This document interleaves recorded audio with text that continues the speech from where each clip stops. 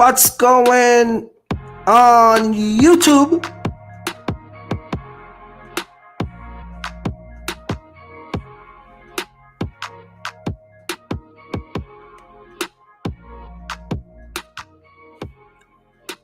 What's going on? What's going on? What's going on in the United States of America?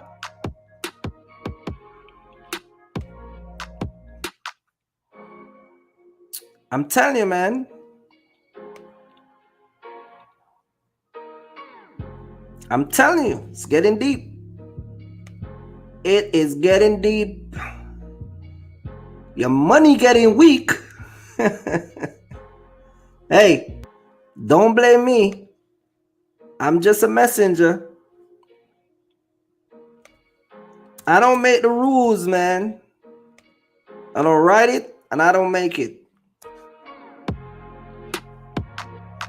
I'm just a guy that just make better choices in life, good at what I'm doing, and I'm able to feed my family off of my years of experience. Would that be a fair statement? I think so. Let's do this today, man. Brokers are brokers are taking advantage of the trucking business. So we're going to talk about this whole entire broker thing. Don't forget to like, subscribe to the channel, hit the notification bell. If you're dropping on the live, just hit the like button. I want to talk about something because this thing is getting out of control. So I want to touch base on that. And it's not my type of topic I talk about box truck and all that stuff, but I just want to just touch base and say this. You guys might be, aware of the killing of the Migos, one of the Migos artists. Go by the name Takeoff. Very, very sad situation. And there's just a lot of speculation and people involved and all that stuff. And I just want to say this, man. Like, we got to do better as a Black community. We got to do better. This is why it's very important as a regular individual to understand how to successfully operate a business that can last for a very long time and not get yourself into something that start today and crash tomorrow. You get what I'm saying?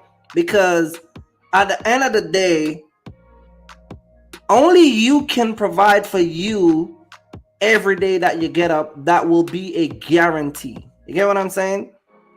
And this is why I said all the time, like, when you start to make certain move in your life, you gotta cut certain people off. You gotta cut that neighborhood off. I talk about that all the time. People curse me out. You gotta leave the ghetto. You cannot listen. The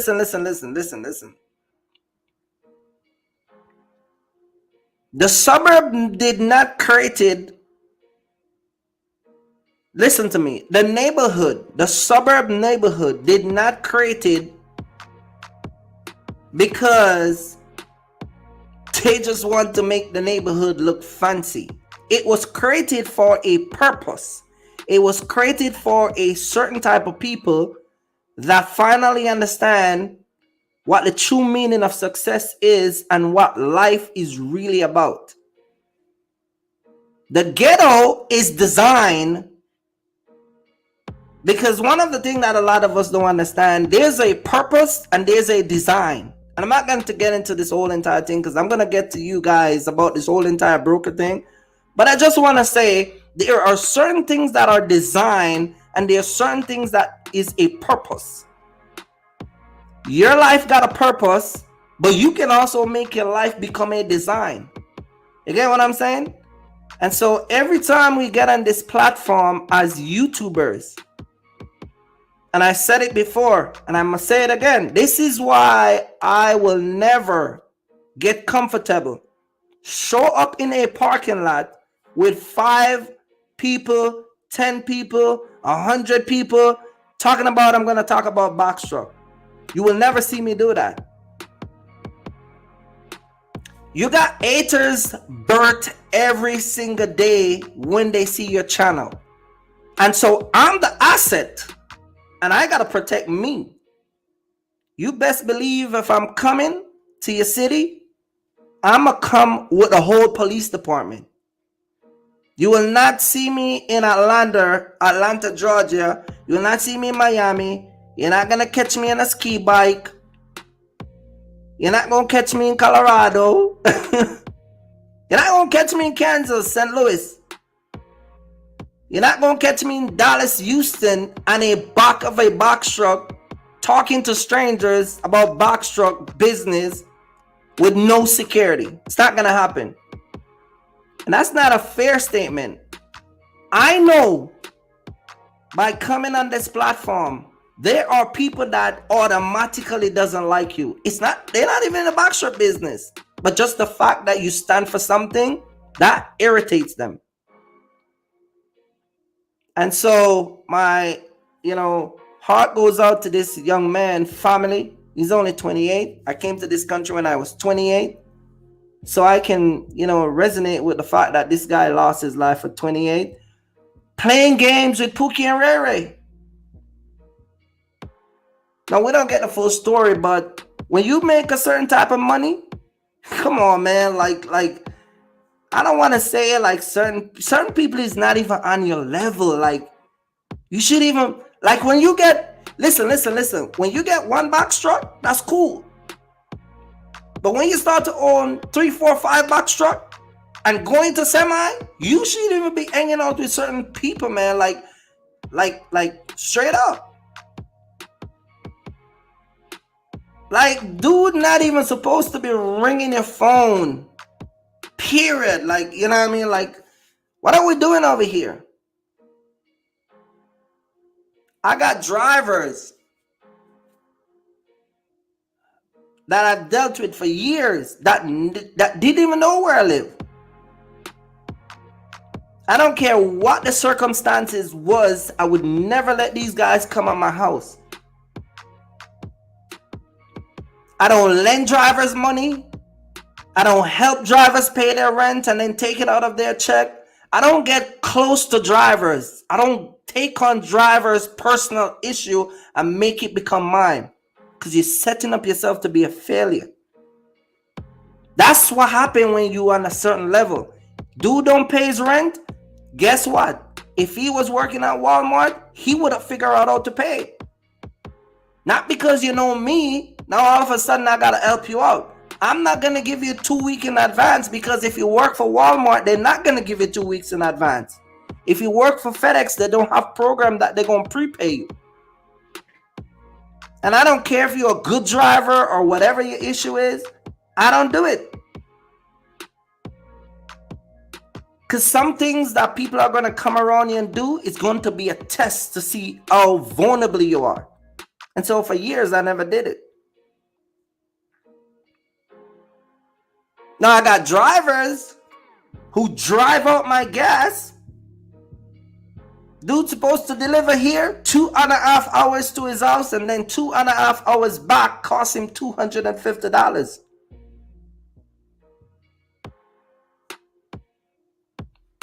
I could look like a man, whatever, man, and joke it off, but I never let drivers get close to me, and you should not too.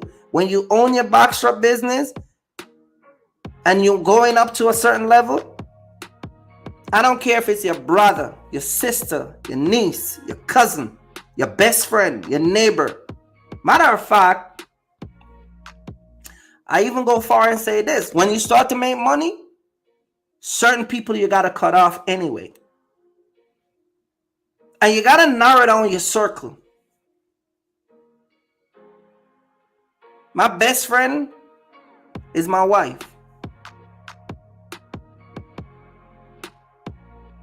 My joy, my peace, the love that I have to share, I devoted that to my kids.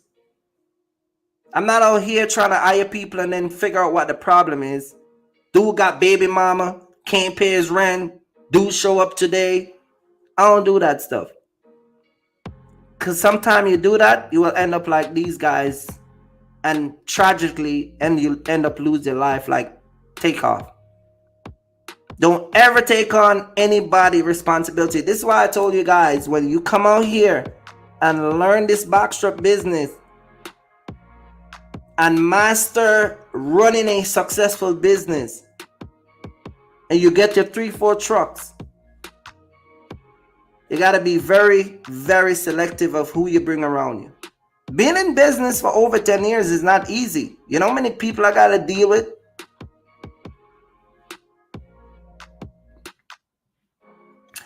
And let me say this, and I'm going to jump into what I'm going to say. But I'm going to say this. I have been on YouTube not even 1 year. Not even a year as yet. I was going back and watching some of my live that I did today.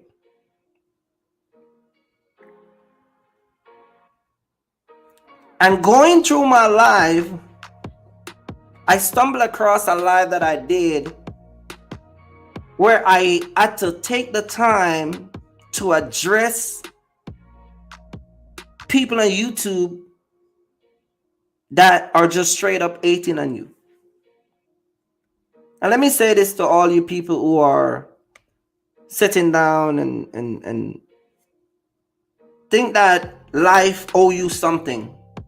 You think that us, me and other people that get up every morning and go to work and we should give you whatever, and if you in a situation we should help you out and all that stuff.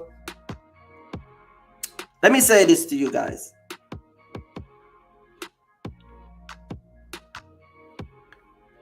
The only thing that's gonna happen to people like you is what happened to those people at Skid Row,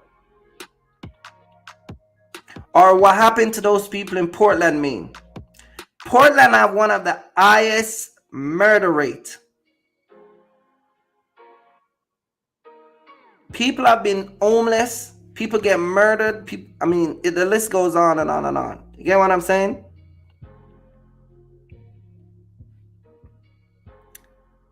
So when you come on this platform and you sit down and people see that you're different, and people see that you can afford things that they can't afford, they hate on you. And they're not hating on you because you can afford it. Like, you know, like look at me. I don't even come here. All the stuff people do, I don't even do it. People just hate because hate is in their heart. You hate. Listen, I know people right now. The husband is a hater. The wife is a hater.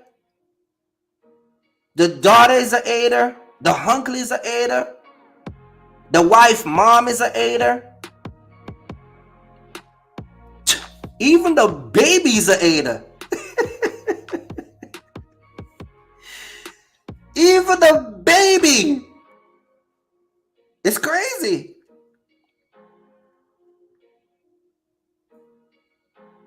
We got to do better as a community, man. We got to do better. When you make money, I'm going to tell all of y'all here, hit the like button, man. Hit the like button. I know truck drivers right now who I personally know. Believe me when I say this, guys. Living in one of the worst neighborhoods in Philadelphia.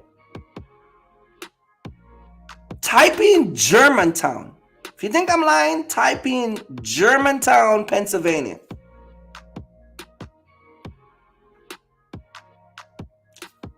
Truck drivers who are making good money, people who are making good money, living in the ghetto of America.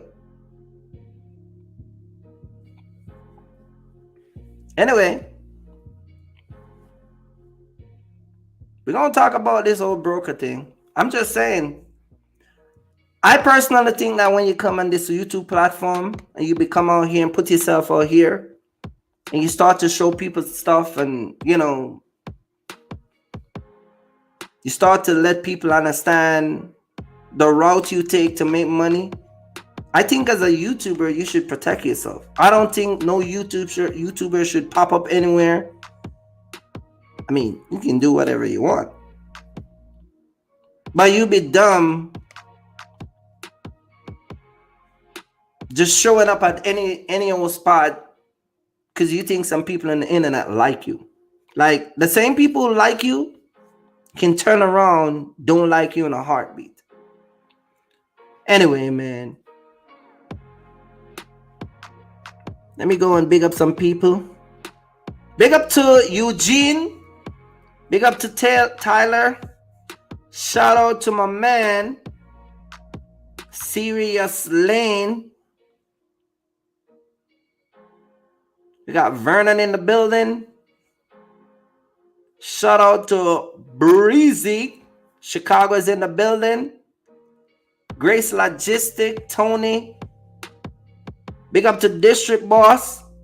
Big up to everybody that's coming in the live, man. Don't forget to like and subscribe to the channel. Hit that notification bell. Today I'm going to tell you guys a couple reasons why brokers are not negotiating with you guys. I'm going to tell you guys some of the biggest mistake that you guys are making out here, why you cannot get the rate that you want. And I'm going to tell you why the DAT dot board right now is one of the worst dot board to use to find freight.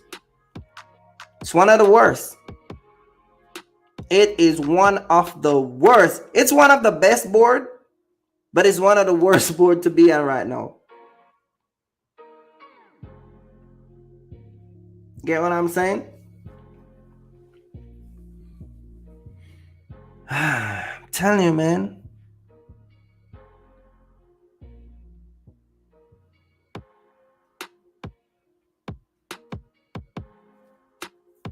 DAT dot board is one of the number one board that we use.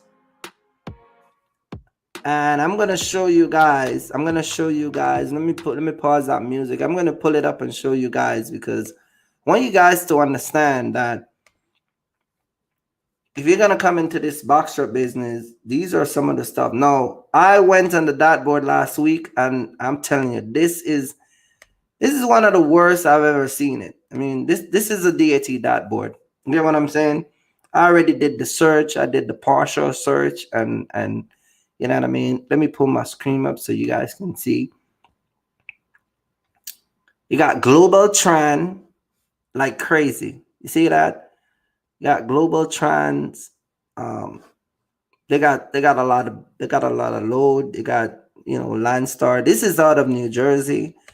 So let's go to New York and see what's popping out in New York. We got today's Sunday, so it's the board closed down. But I'm just showing you, like, you got my boy right here, Traffic Tech.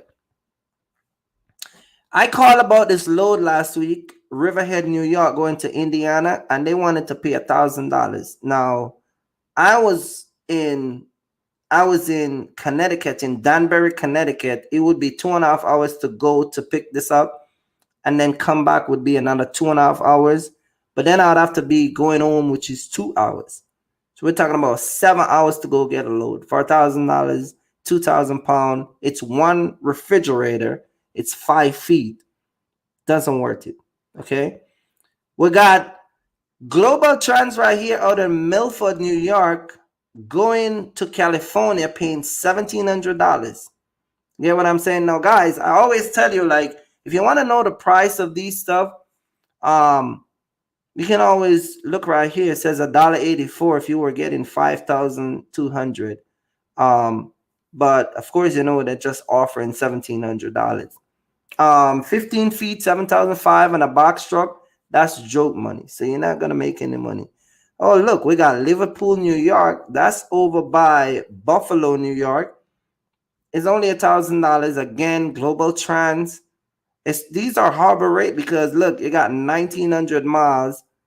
You get what I'm saying? It's almost 2,000 miles. You got 1,100. That's joke money. You got Muncie, New York. This is over by between the state line of New York and New Jersey. Muncie, New York. That's where the Jewish people take over. This is going down to Atlanta. So you got 866 miles, paying $1,000 from Trinity Logistic. These numbers are horrible. You get what I'm saying? And so you got, look at this one right here. You got coming out of the Bronx to Johnson City, New York, 221 miles. 201 mile. It says they need a 26 foot, so it'd probably be a full truckload. And they don't have an offer. But if you look up here, it says the last time they paid $848. So they might just gonna give you like $450. That's what I'm gonna tell you. You get what I'm saying? Brooklyn to Indianapolis, coming out of Brooklyn, they got 5 feet, 500 pound. Ocean City Logistic. And again, this is 728 mile, but the rate they probably offer you is crazy. And so you got all those load coming out there. Let me go into Pennsylvania, and I'm just showing you the East Coast side up here by the Pennsylvania side. Look, we got Global Trans again. And Global Trans, all they do is, the only time you see triple digit with Global Trans, look at this right here. You got $800, you got $450, you got all these crazy numbers. But the only time you see $1,000 is when it's going to California. You get what I'm saying? And it's these money is just the offer that they make on these load is crazy. You get what I'm saying? There's no way you should. 5 feet, 2,500 pounds. This is a U-box. Think about it. You got 2,600 miles. I don't understand how a semi would put this on their truck. But I'm going to tell you why some people take these load. I'm going to tell you exactly why some people can afford to take this load. And I don't want you to get insulted by what I'm going to say, because again, when I talk to you guys, I'm speaking facts. I know what I'm talking about. Most of the stuff I'm telling you guys is because I've seen it before. You get what I'm saying? A lot of you guys can take these load because, number one, your overhead cost is low. You have a low overhead cost. Some of you guys paid for the truck. Some of you guys, you already paid for your truck. Some of you guys, you don't know your cost per mile, so you take these low rates. And some of you guys, you're just trying to get a paycheck. You're not really out here running to make a profit like what a business should be doing. And so some people can take this. Now, I understand the people that have new authority and don't have the experience, but you still shouldn't be taking a load on a 26-foot box truck or a semi that is paying not even 1,000 miles. They're not even giving you $1 a mile, man. Like, this is like not even $1 a mile. 2,619 miles. So for you to take these stuff, it's crazy. But you can't do it. But people do it. And I'm gonna tell you why some people take the freight they take. I'm gonna explain to you why the broker. Matter of fact, let's start with this. The reason why brokers pay a lot, the rate has been dropped so horrible, is not only because of the economy, but brokers capitalize. Brokers are like the stock market. You get what I'm saying? They're like these guys that buy and sell stocks. You get what I'm saying? It's all about the best offer. And if somebody put an offer in and the broker can recognize that that person is, one, they don't have a lot of experience. Two, they in by don't having that experience out here, you're inexperienced. Three, you don't know to negotiate. You get what I'm saying? And four, a lot of you, a lot of people come out here throw numbers. You guys just throw these random numbers, and so brokers can catch on to that. You don't really fully understand what 2,600 mile means, and a 5 feet 2,500 pound load. Most people who start their backstrap business don't have a cost per mile, and if you do have it, it's incorrect. And then you follow these other, information that has been given out here that said that you shouldn't move your truck unless you get $2 a mile or $2.50 a mile, and that's another misinformation. Brokers are not going to pay a 26-foot box truck $2.50 a mile to pick up a 5 feet 20. It's just not going to happen. You get what I'm saying?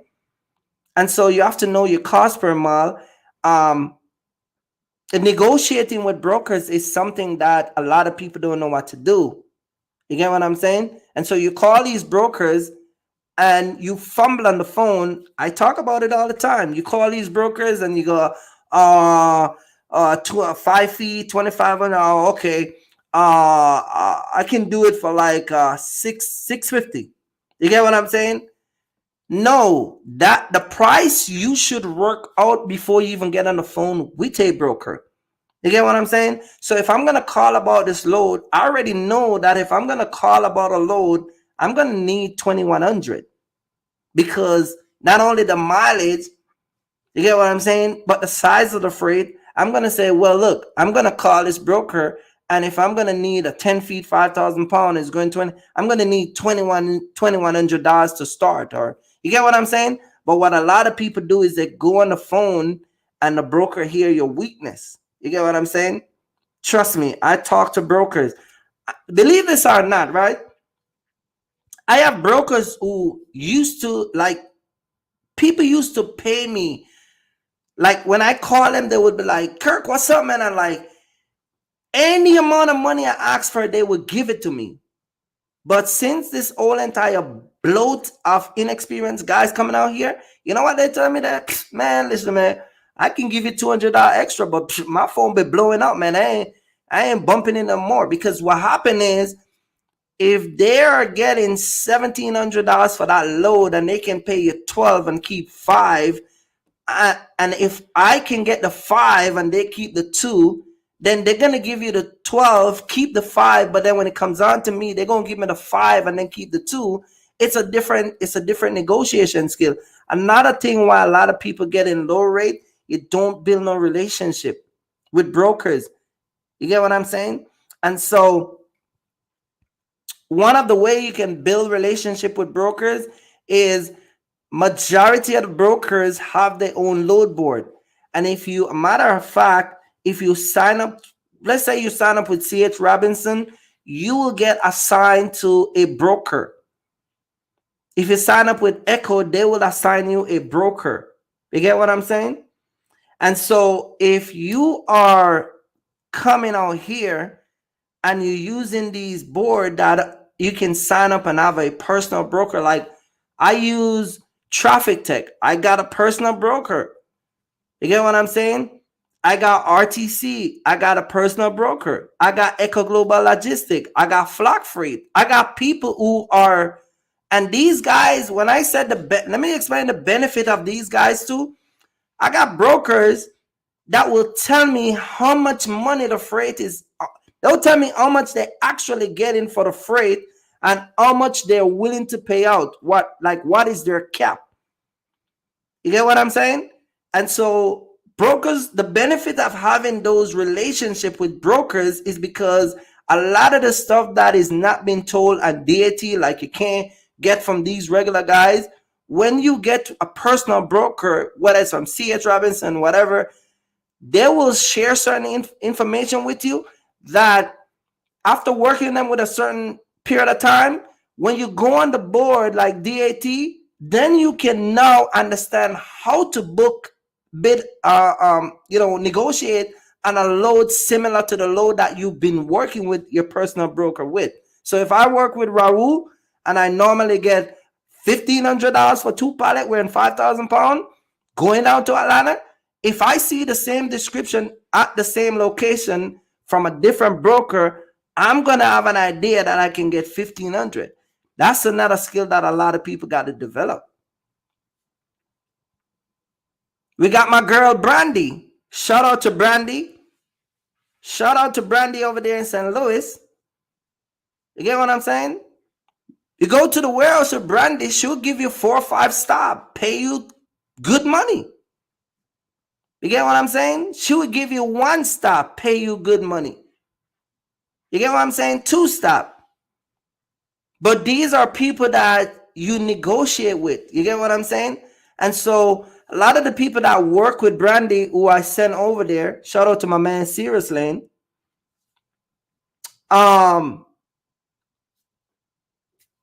They'll tell you, working with those people over a period of time, like Brandy will call me and I'm like, yeah, 4 stop. She'll give me 4 stop, and I just tell her, yeah, it's gonna be 5,500. And then she'll go in the computer and she's like, okay, let me see how much we're getting paid for it. Okay, we're getting, no, hon, we actually getting 55, and we're trying to be about 4,500. You know, we gotta save some money for ourselves. And they'll tell you, okay, send it over for 45. But before I say 45, I'll say to her, no, man, can you do at least do 48? You get what I'm saying? And then sometime they'll go back and they're like, okay, let me ask Lauren. And then Lauren be like, no, Tim, we'll do 46 and 50, so 46.50. You get what I'm saying? But again, negotiating with a broker that you work with a lot, you got to know when to stop also. You get what I'm saying? Because you're not only getting work today. That's a broker that every time you come through St. Louis, they got you. These people got 3 warehouses. They're loaded with freight going all over the United States. You do not want to blow one of those brokers up. You get what I'm saying? If you come to Pennsylvania, you see the company called AD,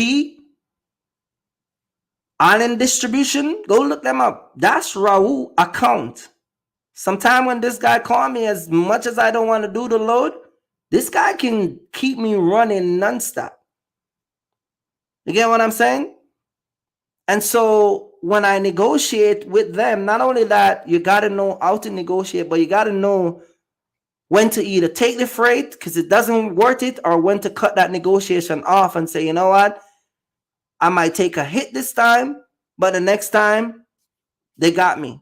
Not a thing that a lot of people missing out on is detention. A lot of y'all picking up freights, sleeping at these delivery facility, these distribution facility. You go to Walmart, distribution. You go to Small Joe, wherever, distribution. You sleep there for the night. You get up the morning. You pay for your lumper fee. You drive away. You take a picture, send to the broker, but you don't get no detention. Your appointment was 7 o'clock. You never leave till 2:30. You don't get no detention. You're missing out on money. Listen, I ride detention like a donkey. You get what I'm saying? I show up at 7. That's my appointment time. I ride on my BOL arrival time. So I just get $245. I max these detention out. These guys are sleeping. They don't know what's going on. You think they can call over those distribution spot and be like, hey, man, I got a truck called On-Track Trucking. They say they leave at 2:30. What time they actually leave? Listen, that night shift is different from the day shift. Can't say I'm not teaching you stuff now. What the night people know, they got to ask. What the day people know, they got to ask the night people that. And 90% of these detention is email based. You know how long it would take for these guys to get an answer? You get what I'm saying?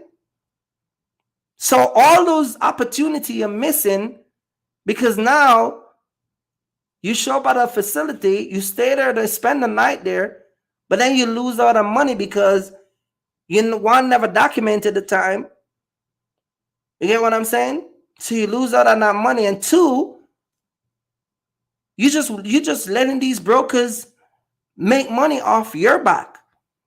Not a thing that a lot of people doing is just showing up and loading these trucks. You can't show up and load a truck and call the broker after. You got to do it while they tell you you got to do it. Grace Logistic, when you show up and the guy at the warehouse said, we don't drive our forklift on the truck on the back of the truck, your next argument should be, hold on a minute, let me call the broker because this is probably going to be driver assist.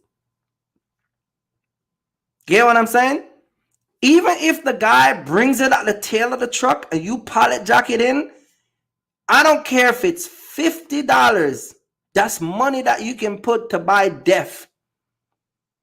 This is why some of you guys miss out on so much money, because you got to understand your business is your business. You got to run it like a business. You show up at facility, you let some guy tell you that, well, we told him we're not going to load the truck. You got to call the broker. Don't ever take the word of these warehouse people and supervisors and whosoever, because their job is to save their company money. You get what I'm saying? My man said if we can show Orlando. Let me see Orlando, Florida. Oh my goodness. Florida is the worst state. Florida. One thing is in Florida is ski bike, man. Let's see in Florida. 22 job coming out of Florida. Again, global trends blowing up the place. You got a load coming out of Florida going to Syracuse, New York. You got $400. 8 feet, 600 pounds going to Georgia. Moreland, Georgia. And if you look at the board and look at these global trend, look at this. This is going where is this? Minnesota. $650 these people are offering. And guys are actually taking this. You look at these global trends, they flooded everywhere. What did I say about $1,000? Orlando to California. That's the only time they give you over $1,000 is when it's going to crazy miles. You guys can't do that. Let's look into California, matter of fact, because California is one of they got a lot of they got a lot of freight in California. 72. But let's see, Circle Logistic. I've done work for them. I know my man over there. His name is Danny. You can call Danny Cash. Tell him the Jamaican guy send you. But this right here, they do with U-boxes, but they're offering $700 to come out of there. XPO is the next good company. You guys should go on XPO, sign up on their website, use their load board. Now is the time for you guys to expand your search. You need to find you need to use DAT, you need to use all these other load board that is out there. You get what I'm saying? And I know in the past I told you guys they're an extension, but I'm talking about the direct brokers load board. I'm not talking about Truck Smart and all these other. I'm talking about XPO, Echo Global Logistic, CH Robinson, all these other load board that you can use. Another thing why a lot of people not making no money is because a lot of people are using the cheaper dot board, the cheaper price. This one I'm using is $175. I get to see everything. Matter of fact, let me show you. I got features that I can't even show it to you right here, but I got features where I can go in. This is full truckload. You got California to Utah, 5,000 paying $1,900, which is still a low rate. But I got features on this right here. Like I can change it. You notice you don't see anything from Canada, but I can go in and I can change it to Canadian load. Get what I'm saying? Someone said, let's look in Arizona. Let's look what's going on into where most of the wheat come from, because that's where a lot of Jamaicans ship their wheat from. Arizona and California. Papito, here we go. This is Yuma, California. This is right next to Mexico. You see Yuma? That's right by the border. This is going all the way to Massachusetts for $1,000. DNL Transportation. I also work for those people. Again, Global Trans. Global Trans got from Arizona to Florida, Pompano Beach. 10 feet, 5,000 pounds. You see what I'm saying? It is ridiculous the price that these guys are paying, but these are some of the reason why you guys cannot survive off of this.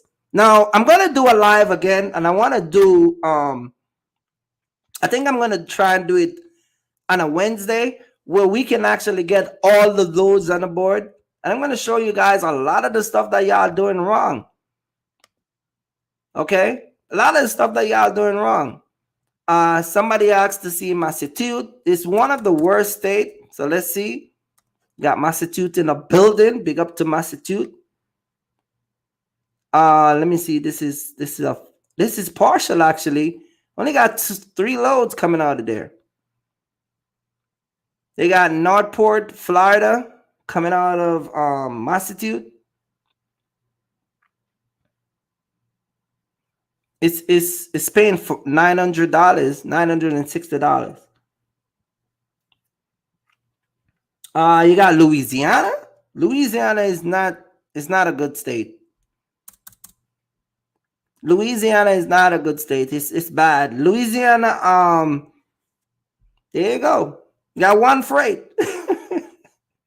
And he's going over to Tony, Michigan. $750 they're paying for 9 feet, 9,000 pounds. You would burn out this 750. You would finish this by the time you reach Dallas. This is 9 feet. Matter of fact, if you're driving a 26-foot box truck, that's it. You're done.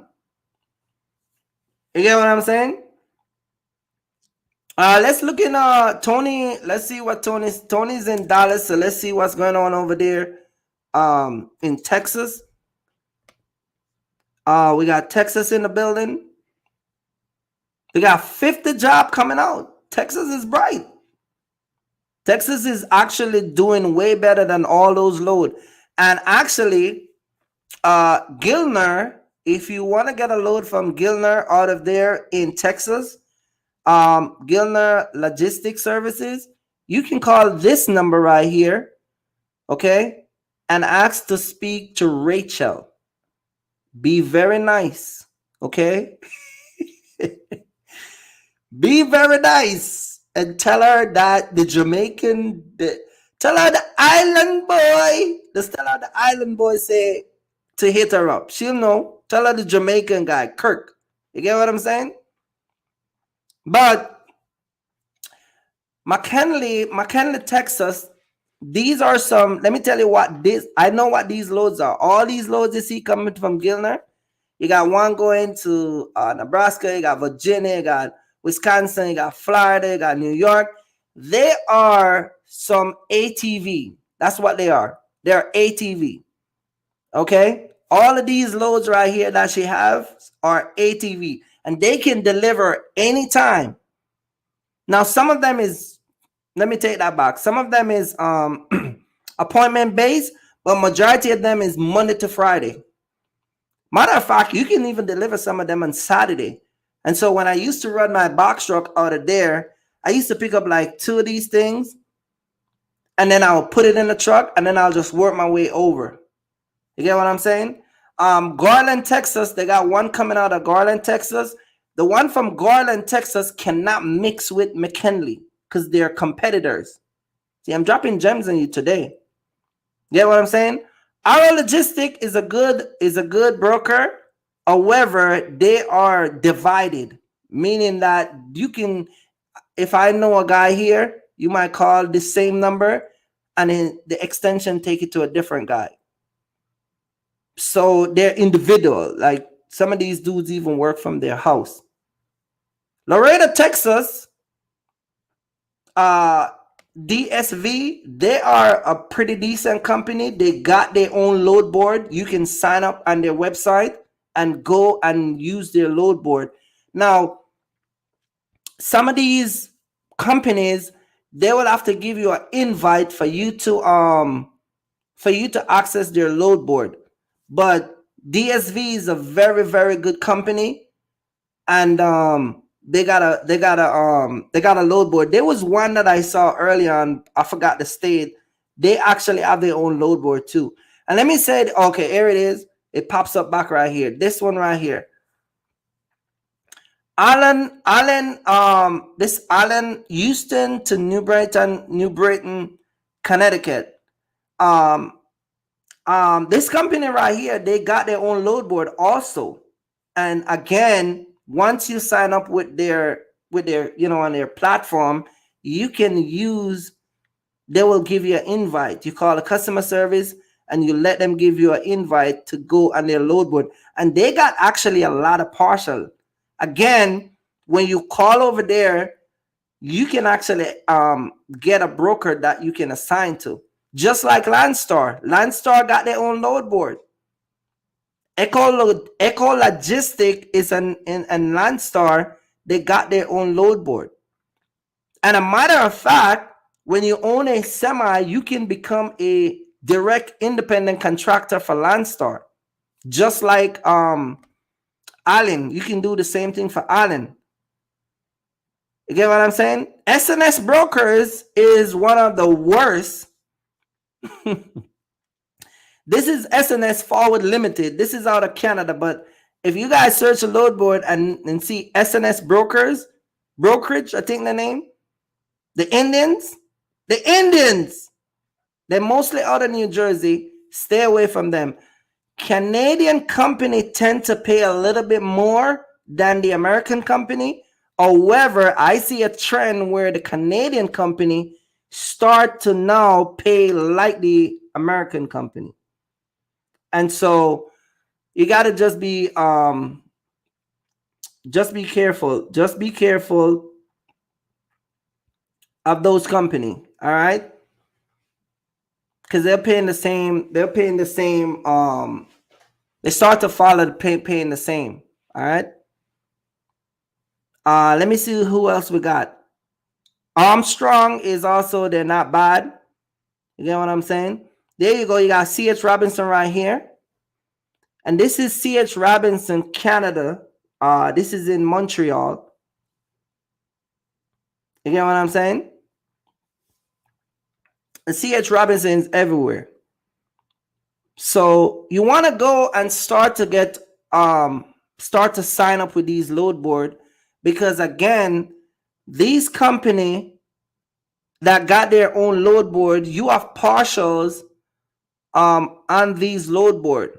Okay, you got partials on these load board. You got these brokers that will make sure that you're running your truck Monday, not trying to jerk you around. And a lot of the time, let me say this, like let me pull this, let me show you guys. Let me drop a gems with you guys also. Let's say you got like a company like Allen or DSV. A lot of the times, hold on, let me see. A lot of the times, these brokers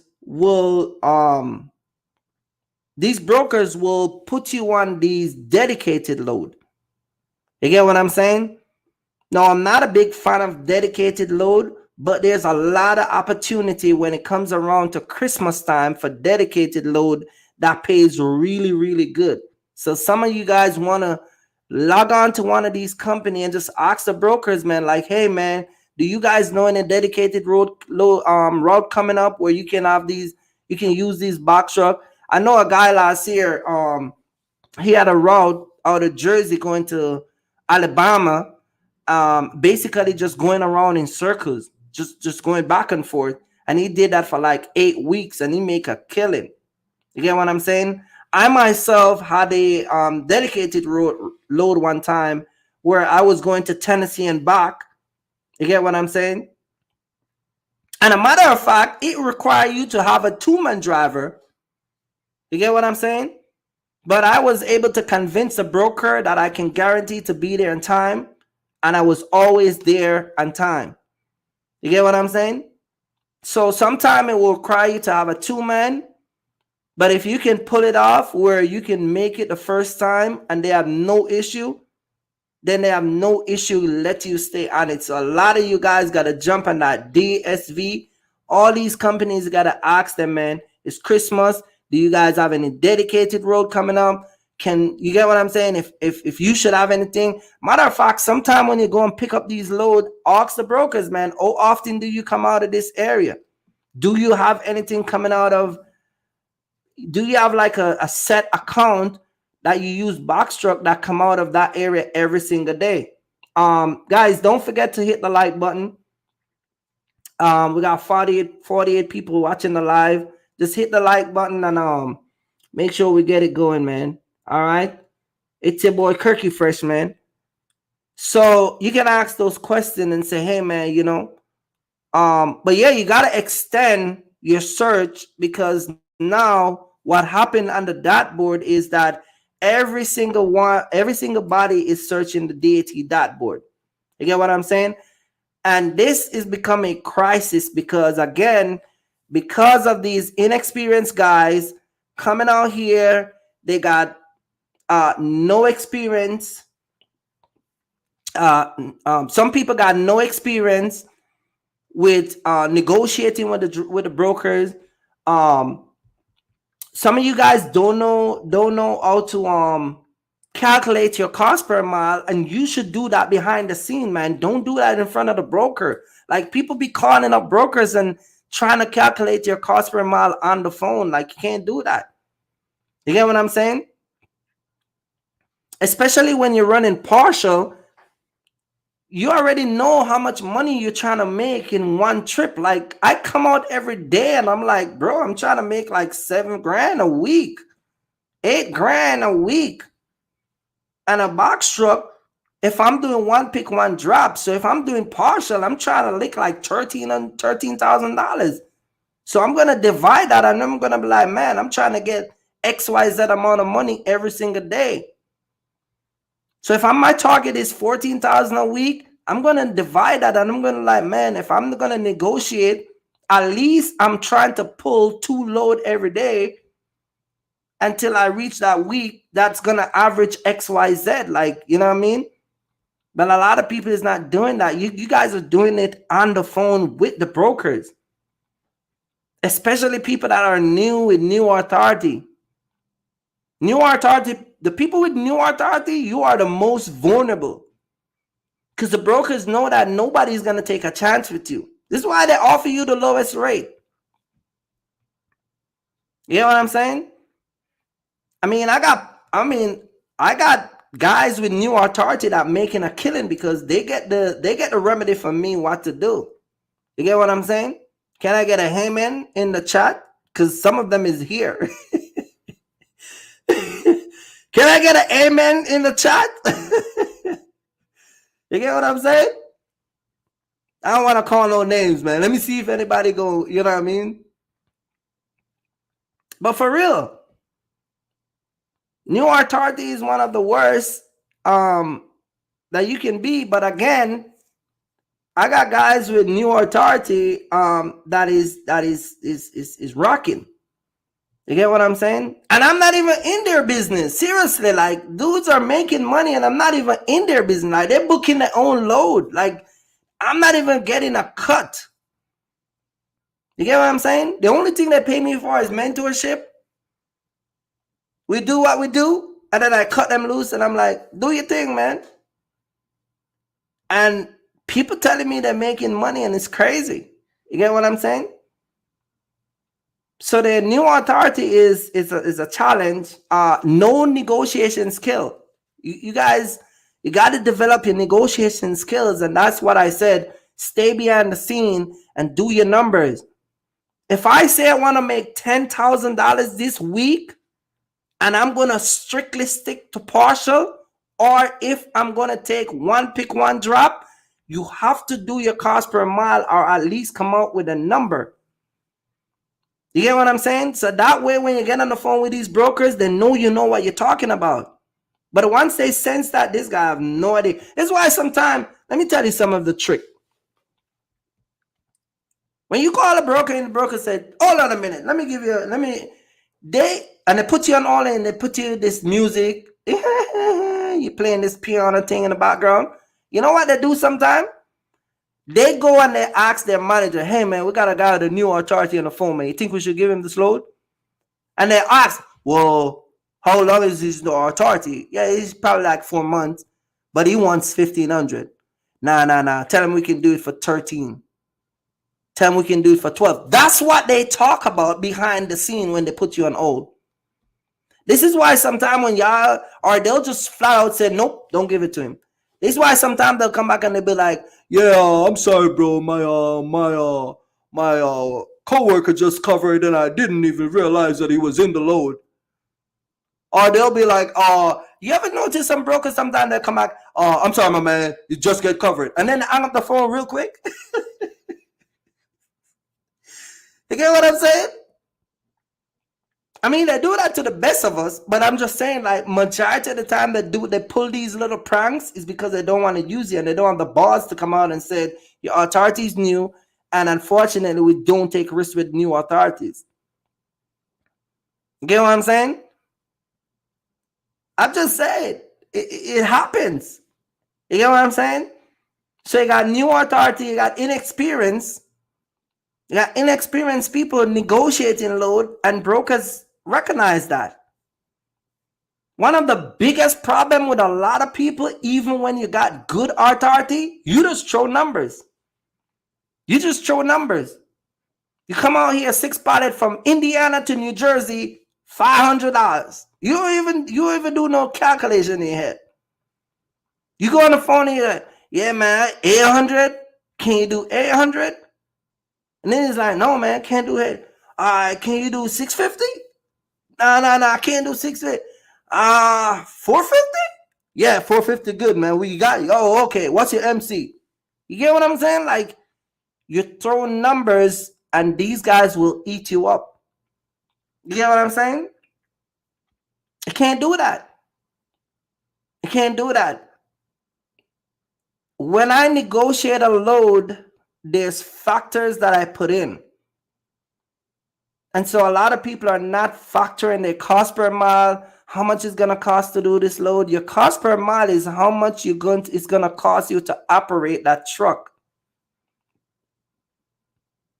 You get what I'm saying? The next thing that you guys need is training. A lot of you guys need training. I said it all the time. Get trained on what you are coming into. You got to get training. You got to get an idea what to do. You know how many people I trained partial? I trained so many people partial that was doing one pick, one drop, and they are doing way better. They understand the cost per mile. They understand the radius that they should run the truck in. They understand the type of truck that they should get. They understand why the truck is important. They understand every single aspect of what it takes to make the money. Some of you guys just flat out don't need no training. You get what I'm saying? And because you don't get the training, you got people, let me give you an idea. You got people live in New Jersey, and you jump from New Jersey to Wichita. Because some broker put $5,000 on the truck. You blow to Wichita, you spend $2,500 in gas, you deliver the load. It was a full truck, dedicated load. Now you're stuck in Wichita for 2 days.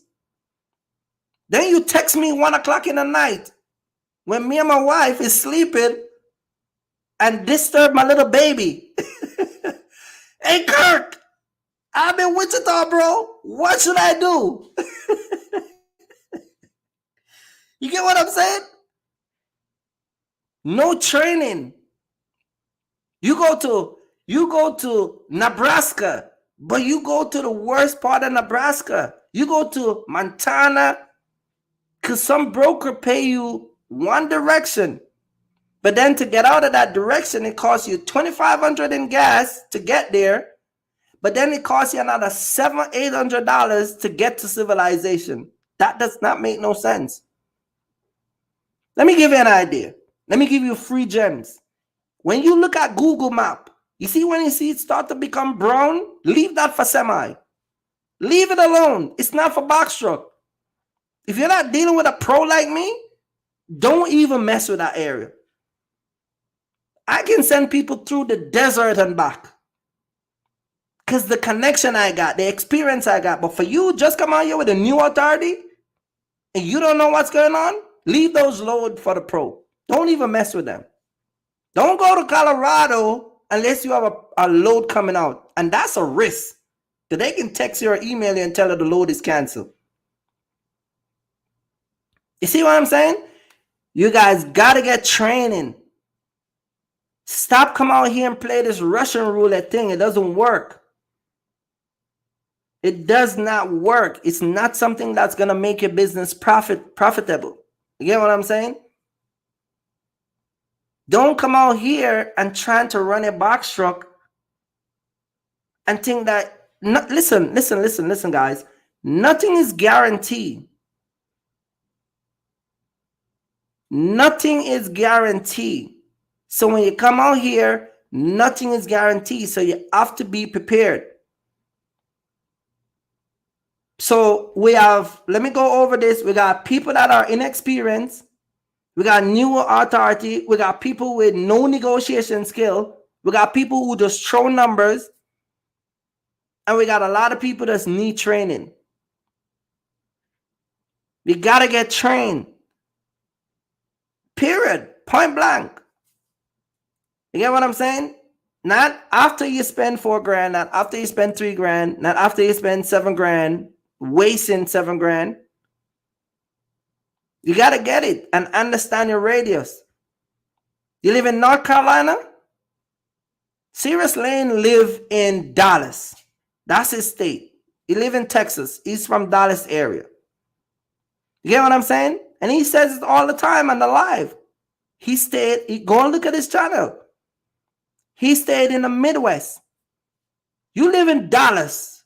What the hell are you doing over to in Yuma, Arizona? Like, you are all the way down to Laredo, bro. Like, who sent you down there? Like, you are on the edge of Nebraska and Montana, and you are in the middle of the desert of Reno, Nevada, and Arizona. Like, who sent you in these areas? You get what I'm saying? You drive through the desert. You deliver load in Wyoming. You go to Wyoming. Ain't nothing coming out of Wyoming. Then you have to drive from Wyoming, come back to Colorado. If you don't have the right size truck, half of the time you ain't coming out with nothing. So you drive from Wyoming, deadhead, all the way back to Kansas or St. Louis. So you make $6,000 to go to Wyoming, spend $2,000 in gas, but then spend $900 to get back to civilization. That's not how you do it. Leave those stuff to me, man. Leave those stuff to me. I can pull freight from anywhere. You get what I'm saying? And another thing, so and that leads me to this right here. If you get trained and better understand how to run the truck and what direction to put your truck in, then you would see that your profit will go up because you would have a cutoff. So I'm going to drop some free gems today. I'm going to drop it.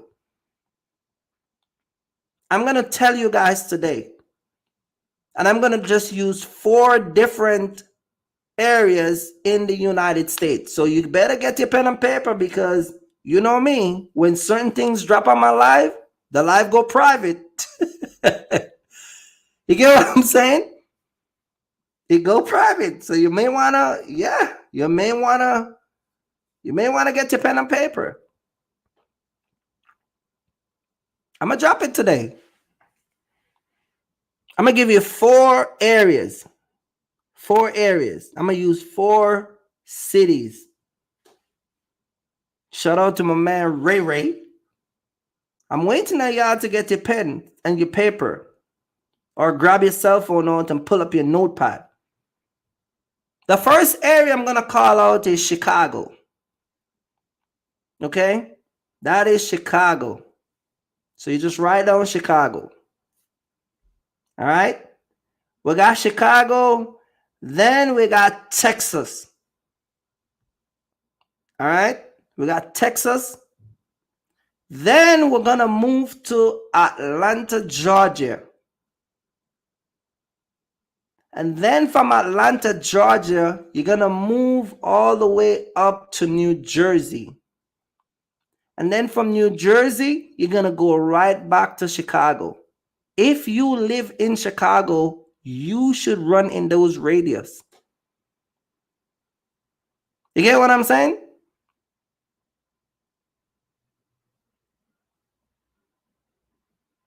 That should be your radius. You run down to Dallas and you run back up to Dallas, or you run from Chicago to Dallas. From Chicago to Texas. You stop at Dallas, you go down to Houston, then you go back up to Chicago. Or you leave from Houston or Dallas, you go to Atlanta. You can leave from Atlanta, you go to Jersey. You can get anything out of Jersey. These are for people who are inexperienced. You have no experience. Then from New Jersey, you go back home to see your wife and your baby. That's it. That's what a week should look like for you. Stop running over to Arizona. Leave that to the pro. You get what I'm saying? Like, it's crazy the way you guys do your business, but I'm just saying, like, that radius in itself, you shouldn't have a problem finding load. We just pull up Dallas, you see 50 load coming out of there. You get what I'm saying? Shout out to Mark the Mentor.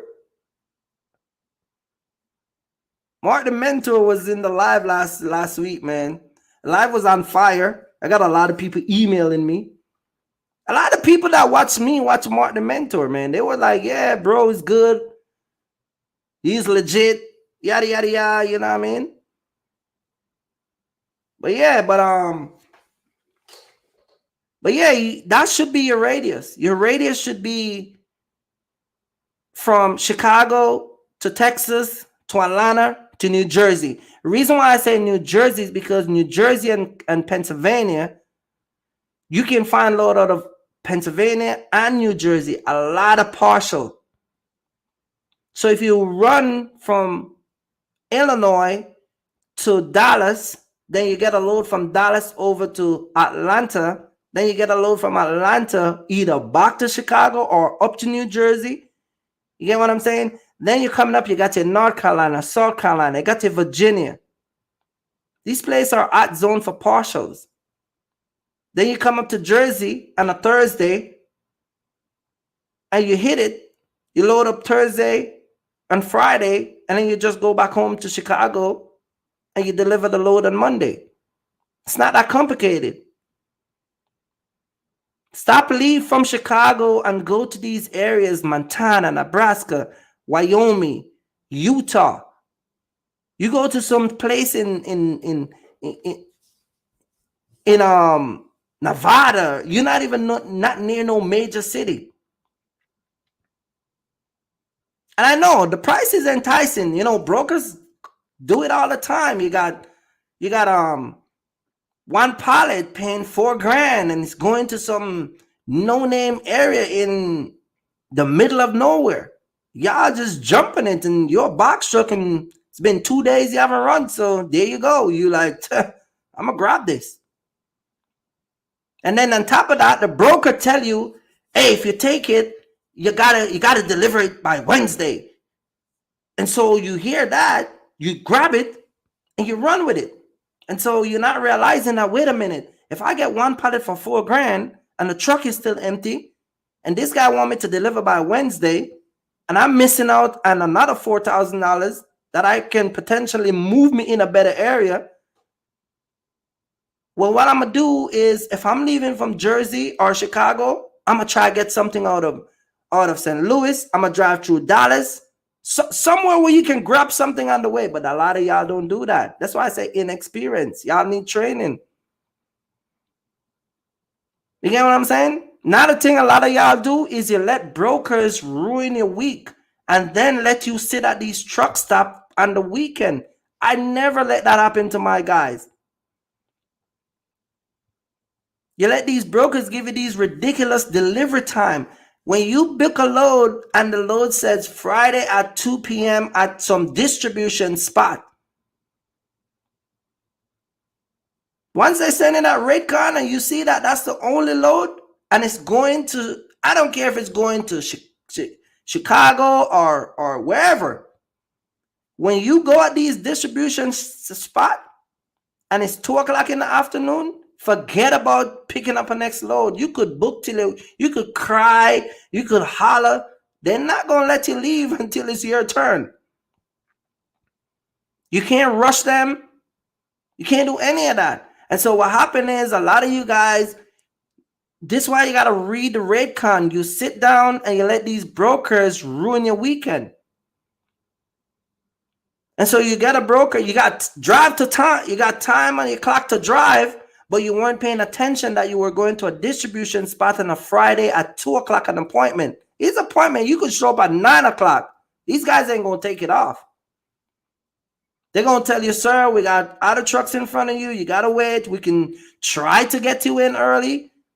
But by the time they do all of that and get you off, even if they get you off at 2:30, 3 o'clock, I mean, come on, you're running in a city like Chicago with traffic. I mean, where you think you're going? You think you're going to run 3-4 partials before the day done? Like, it's not going to work like that. Inexperience.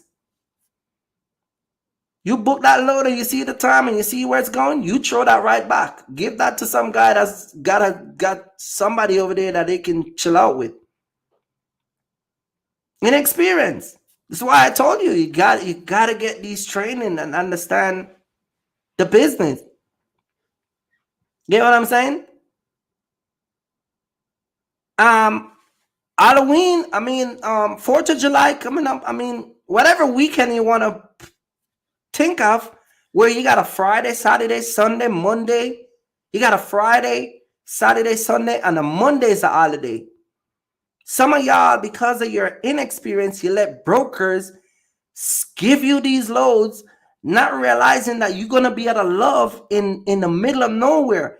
I spoke to guys who run from Texas, from Houston, all the way home empty, because he realized that he pick up a load that's going to be at a spot and the appointment is 3:30. Dude never reach home until Saturday morning. But at the same time, he burned out that gas running an empty truck because you weren't paying attention. Hey, you're paying attention? You're listening? I tell you all the time. You get what I'm saying? So you have these brokers who, if you stay at these truck stop, you're gonna be in this truck for the weekend.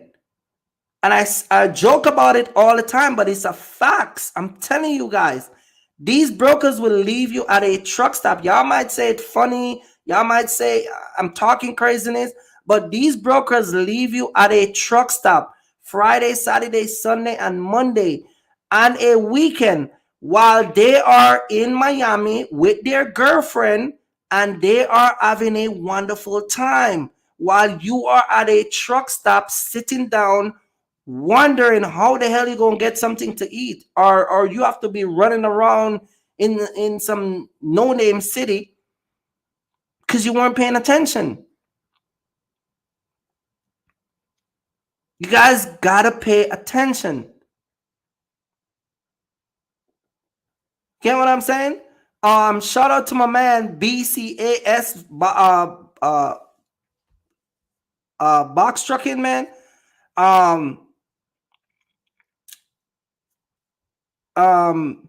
See that you get a truck, man. You know what I mean? He's one of the guys that came out and said that this rent-a-truck thing was a disaster and it's crazy. And you know, unfortunately, he was renting truck at the height of this truck thing and the gas price and all of this stuff.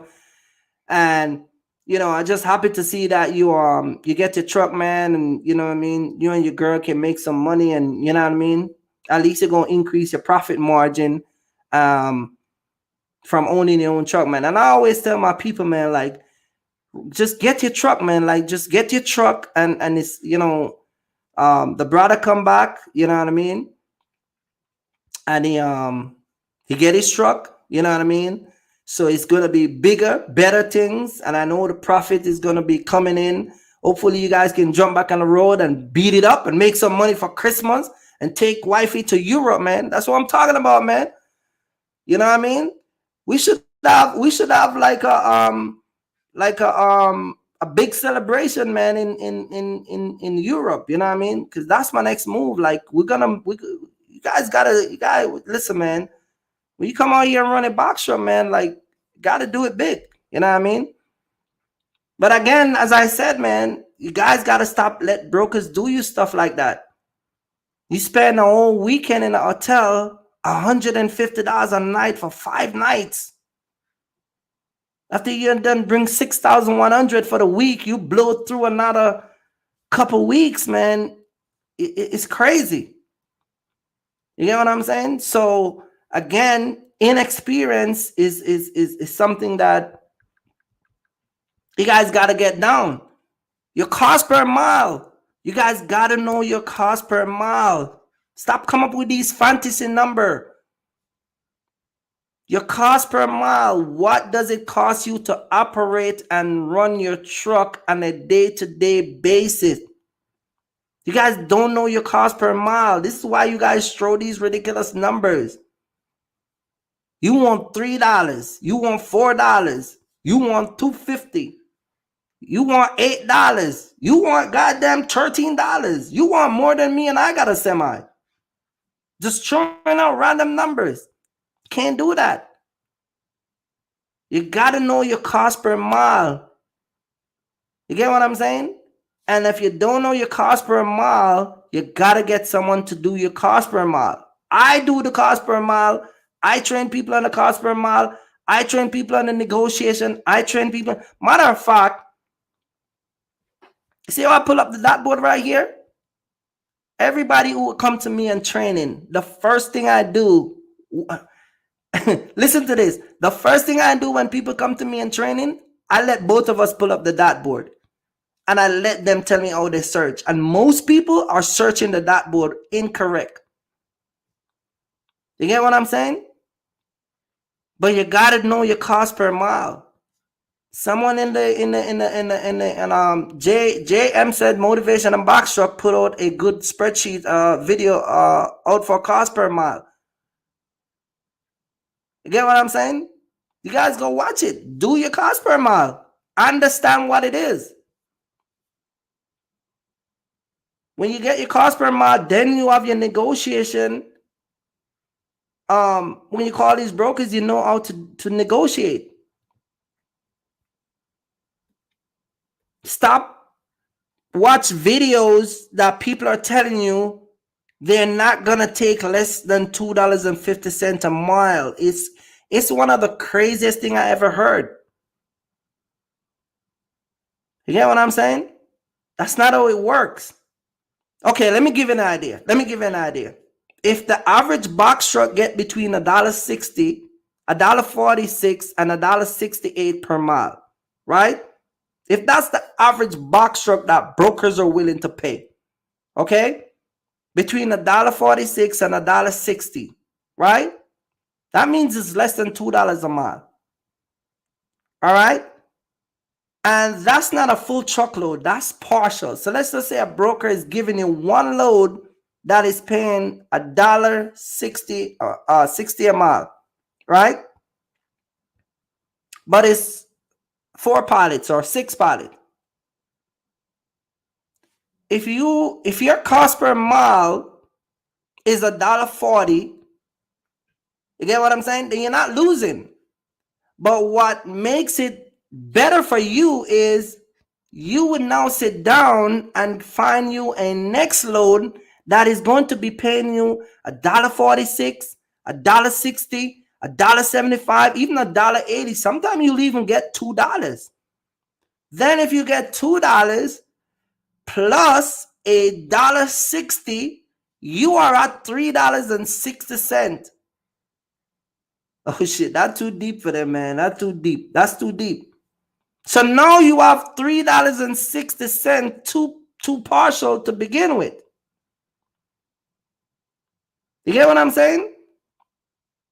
And you're talking about too partial that's going 30 minutes away, 20 minutes away, an hour away from each other. We're not talking about sometime. Listen, you know what's the craziest partial you can get? The ones that you literally have to drive past it, like it's literally right off the highway. Like you put in the 2 address and it's literally right next to the damn highway. And then on top of that, you get $3.60 to begin with. Then you might show up and have to do driver assist. Then you have your little detention. Then you have, your little extra. And all of that build your money up. It's crazy, but that's all you got to do it.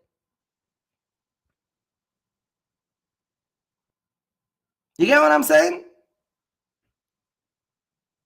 And so guys who coming out here, you got to know these things. You got to know these things. My man Ray Ray said, hey, stop, save it for the consultation. I'm dropping the gems now. You can't, listen. Every now and then, as a YouTuber, you got to drop some gems, man. Every now and then, you got to drop some gems. You know what I mean? You got to drop some gems to the people because, again, I want you guys to learn this thing. I want you guys to understand that you can run these trucks and make money. But you got to know what you're doing. You got to understand what you're doing. The biggest problem that I see out here with a lot of people who are starting their box truck business and coming out here and running, some of you guys are just throwing these random numbers and brokers are having a field day. They love it. They love when you guys show these random numbers. You get what I'm saying? I try to get access to one of my broker. I can't call his name. I can't tell you which broker it is. But I try to get access to his load board directly where I could put it up and show you guys. But the problem with that is if I log in from where I'm at, his company is gonna know that he wasn't the one who logged in because it's the way they're set up is it gotta be logged in from his computer and all of that stuff. So I try to get him to do that. We also try to do a share screen where he could log in and then share the screen with me, but it wouldn't let him share it with me because what I was gonna do was was gonna record it and show you guys, and I wanted you guys to see what these guys are seeing. Now, I do have a let me see if I still got it. Actually, I do have a couple pictures that he sent me. I do have a couple pictures where he sent me like screenshot. But again, I'd have to prepare that at a different time. But I want you guys to see behind the screen what these guys are looking at when you're calling about these load and negotiating. You get what I'm saying? And don't worry, this guy already know that I do YouTube. I already tell him the purpose of me trying to do it. So he's a brother. He's a black guy. He's down. He understand. You know what I mean? But he's not nobody where, you know what I mean, I'm putting his job at risk or all of that stuff. But he's okay with that. You get what I'm saying? But at the same time, I wanted you guys to have an idea what goes on behind the screen. So when you guys call, what they're actually looking at and what the board look like when you're negotiating with them. When the load paid $2,600, there's a bracket that says paid $2,600, and then there's another bracket that shows how much they're willing to pay, and there's a percentage bracket. So if they want to keep 15% of that $2,600, then that's what they're gonna pay you. You get what I'm saying? And the more percentage that they get to keep, if it's 15% with an experienced driver, they can actually bump that up to 20% with an inexperienced driver. And that's what this guy tell me. Like, when they talk to guys, if the company wants 15% out of the $2,600, then when you call, they're going to bump it up to 25%, 20%, 25%, even 30%. You get what I'm saying? And so that's how the board is set up, where, you know, they get to keep these money. This is why you would see brokers put there's a load would be posted on the board, and then the load would be it will be $2,000, and then nobody takes it, and then it goes to $2,200, and then it go 24. But then while all of that is taking places, their 15% is being dropped down. You get what I'm saying? So their number is actually dropping down. This is why when I talk to my guy, he would tell you, like, yeah, we actually draw, make it even on this load right here. This guy that I'm telling you about, somebody bid on a load, and you tell me what the person bid. Like Kirk, okay, there's a guy he bid like $2,000. So if you want a load, book 1,800. And I go in and I put my 1,800, and then they'll approve it. But the price they were willing to pay was $2,000. You get what I'm saying? But if I want the load and it's a partial, I would take that $200 hit. You get what I'm saying? Because if they want to pay $2,000, but I cut that guy $200 by bidding 18, and listen, that's not taking trip freight, because I'm not losing. That cover my cost per mile. You get what I'm saying? Even just like I said the other day in the live, the more you can get, the better for you. But we're talking about me negotiating behind the scene. What do you guys think goes on behind load board like Selectus? What do you guys think they do? When you put a bunch of bid in, the brokers look at it and they choose who to give the load to. You get what I'm saying? And so there is load that will pop up on that board, and my broker will call me and be like, yo, look, there's a load coming out, and their cap is 2,500. We got 4 guys already bid 2,600, and he'll tell me the number that I gotta be at to bid on that load. You get what I'm saying? In the United States of America, in the world of what they call that?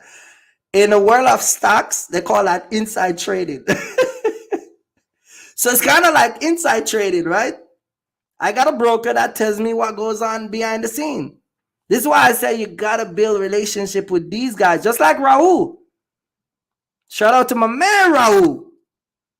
He'll tell me that the load is paying $2,000, man, and we only can pay you 18. Like broker, but they're not gonna tell you that. Because if Raul is gonna tell me it's paid 2 and he can give me 18, when you call with the inexperience, he's gonna tell you 15 or 14. When you see brokers put a number on the board, like they post a load, like Global Trans put $700, trust me. You think that's what they're getting for it? No, man. They're getting like $1,300-$1,400. But then when you call them, they'll be like, yeah, we only got like $700. Best we can do is 8. And then they sit there for an hour, and then tomorrow you see jump up from 8 to 9. Then you see go to 950. Where all those money coming from? They already got it. They just weren't paying you. You get what I'm saying? So, like my man says, sound like brokers have definitely done their math. You got to do your math. Now I get it. Not everybody's gonna have the access and the people that I talk about. But this is why I gotta build relationship with these people. This is why this whole entire box truck thing, a lot of people is selling you an idea. They're not selling you an experience. They're selling you an idea. They have tried it, it works, and they said that you can come and do it too. That's why they're selling you. You don't see people out here telling you that you can do this and do that and all that stuff. No, man, they're selling you an idea. You can sell people an experience, it's a whole different ballgame. And so if you understand the whole entire business behind this whole entire transportation business, like when we used to work, I heard Mark talk about Select Express. If you guys remember when I did the live, I said a company fired me when my wife was 6 months pregnant.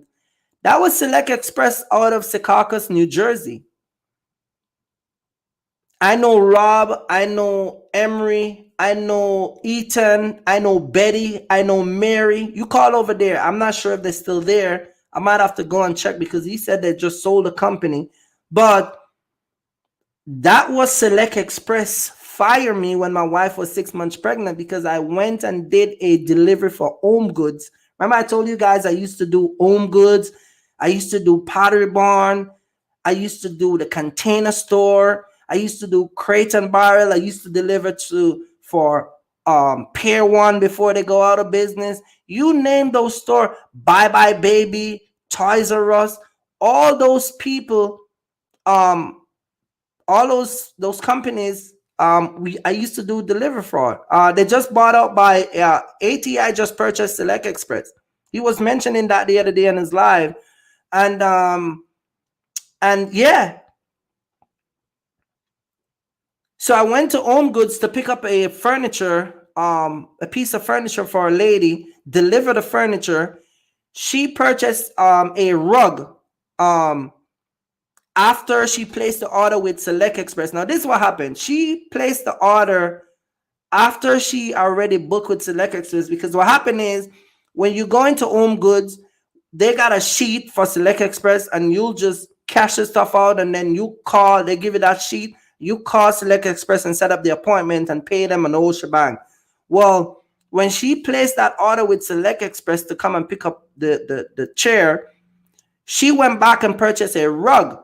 And so when I went there to pick up the chair and deliver it to her, she said, oh, and by the way, I totally forgot. I got a rug there. Can you pick it up for me? And I went and I picked it up. Then the lady went back and bought something, and then she misplaced my number somewhere.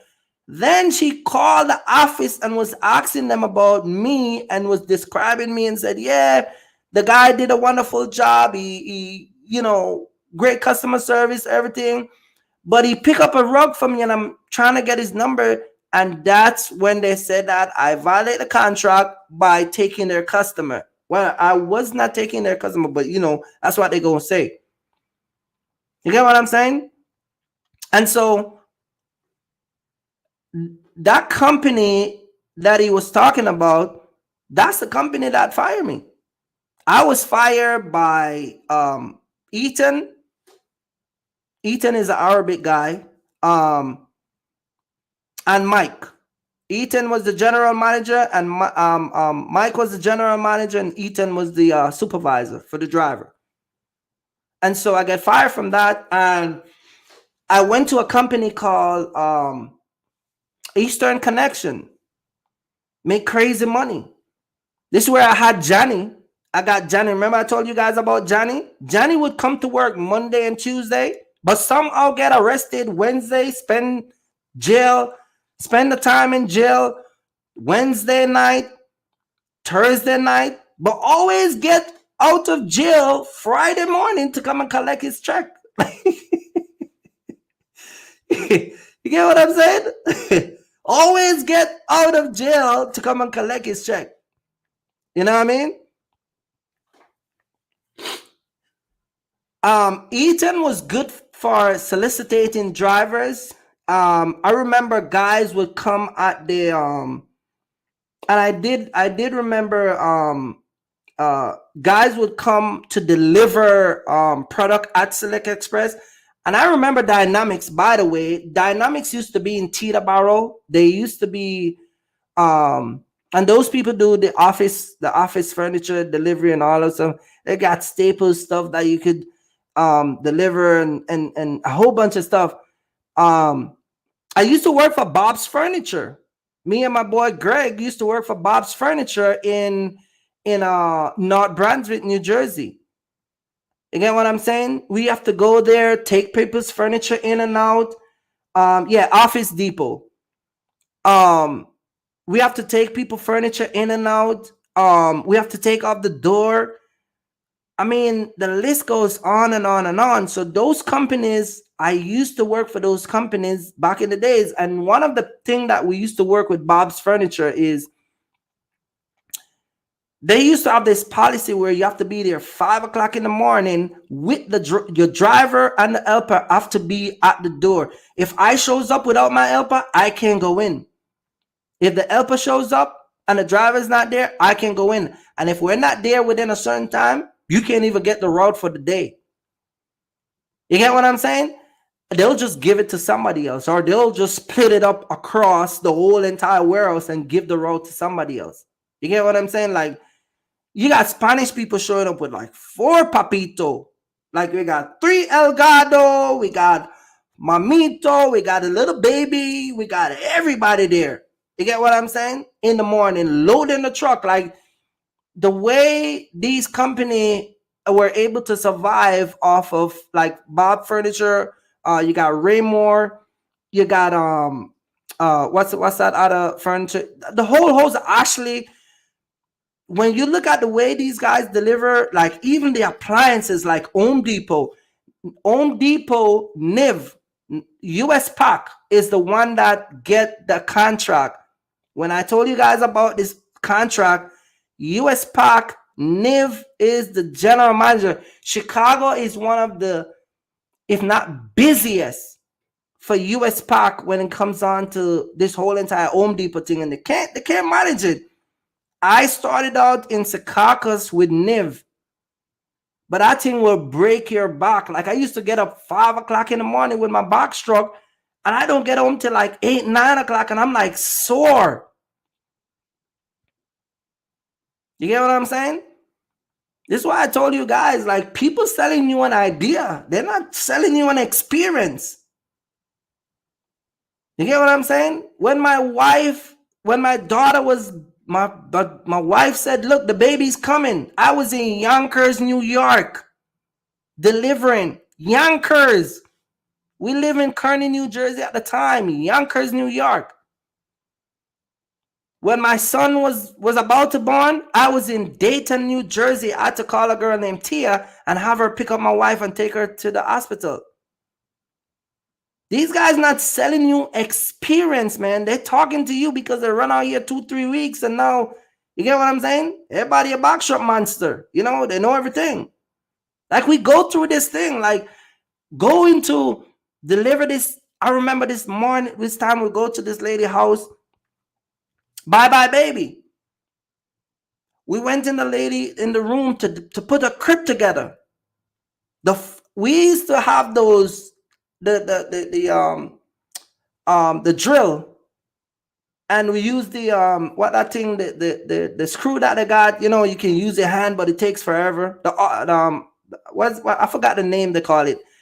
We put it in the drill, and you just bam, and you screw it up. Man, the first time I turned that drill on, the lady told us, look, My baby is sleeping, and I can't have that drill running. Man, it took us like 5 hours to put that crib together. We went to New York, and a guy pulled a gun on me and my helper. In New York. In Rochester, in New Rochelle, New York. Guy pulled a gun because they messed up his order. Guy decided that we ain't gonna leave until he's get his order straightened out. I pump rifle gun. Y'all ain't go through the... Listen, man, we go to people's house and scratch the wall. They go bananas. Lady call because the box leave a brown mark on our wall. It costs us $400, and they don't want you to come and fix it, and they take it out of your paycheck. I'm just telling you guys, like, experience will teach you a lot. It's crazy, but yeah, it teach you. Pick up from the Container Store. Drove all the way to Buffalo, New York, only to find out that the order was wrong. The whole entire complete order was wrong, was totally wrong. You have to drive back to return it to the store. Go to the Hamptons. My wife could tell you all these things, man. We're not... Show up in the Hamptons to deliver a chair from Barclay Furniture. They're one of the most expensive. The lady complained that there's a wrinkle in the chair and refused it. Man, let me go, man, because yeah, I think this trucking thing is some wishy-washy thing. You know what I mean? Like, yeah, like I do all of that stuff. And so coming out here into the box truck and going over the road, I don't have to deal with that. But I still got to deal with people. Still got to deal with people. Come out here, and you pick up 4 pallet. Go show up at the receiving. Dude say that they cancel the order. They don't know why you show up with these 2 pallets. We're talking about from one state to another state. We're not even talking about 2 miles up. We're not talking about in the state of Jersey. One of the worst things you can do is show up. I show up with freight on my truck, full truckload of freight, and get it refused.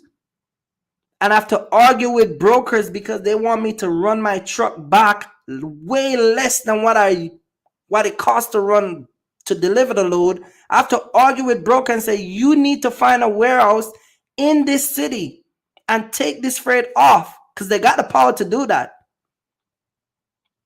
In case you guys did not know, if you have a freight in your truck and you are coming from Pennsylvania to Dallas, don't ever let no broker tell you got to take it back to the shipper. If they're not paying you the money to take it back, what it costs to bring it over there, you tell that broker you need to find a warehouse to put that freight there, because you're not going back with it. You get what I'm saying? And so I've been through all of those stuff. Since I got my semi, I get the semi, come out here, pick up a load, 7 pallet. One of the pallet get damaged. The broker says that I gotta pay $2,300 for the one single pallet. The whole entire freight was $2,300, and this dude said the one single pallet, I gotta pay $2,300.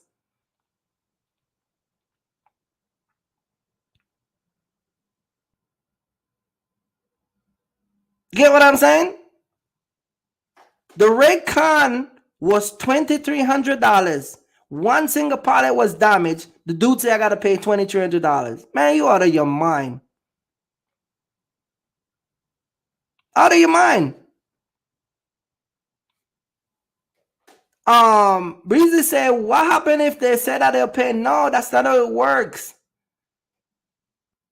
What if they say they will pay for you to take it back, but when you take it back, you don't get paid? That is not wise business move. Again, your negotiations start there. They have to send you a revised rate con, the agree amount. So if you charge him $2,300 to go, and it's going to be $2,300 to go back, he should send you a revised rate con before you leave that state and that city. You don't do it after. That's another mistake a lot of people do. Brokers are not your friend, man. You need to get an updated rate con showing your $4,600, sir, before you leave. Not after you deliver it, before you leave. Just like I tell people, if you do a driver assist and the broker did not send you a revised rate con or an updated rate con, do not deliver that freight until you get the updated rate con. That's the last grip you have on that freight, so that way you can have power to make sure that you get your money. You don't give that. That's your right. That's like you having your rights and lose it. You see what I'm saying? So you don't. That's your power right there. So you don't give that up and then argue with these guys, because all they got to do is just stop answering the phone. That's it. Just stop answering the phone. Once they stop answering the phone, that's it. You ain't getting paid.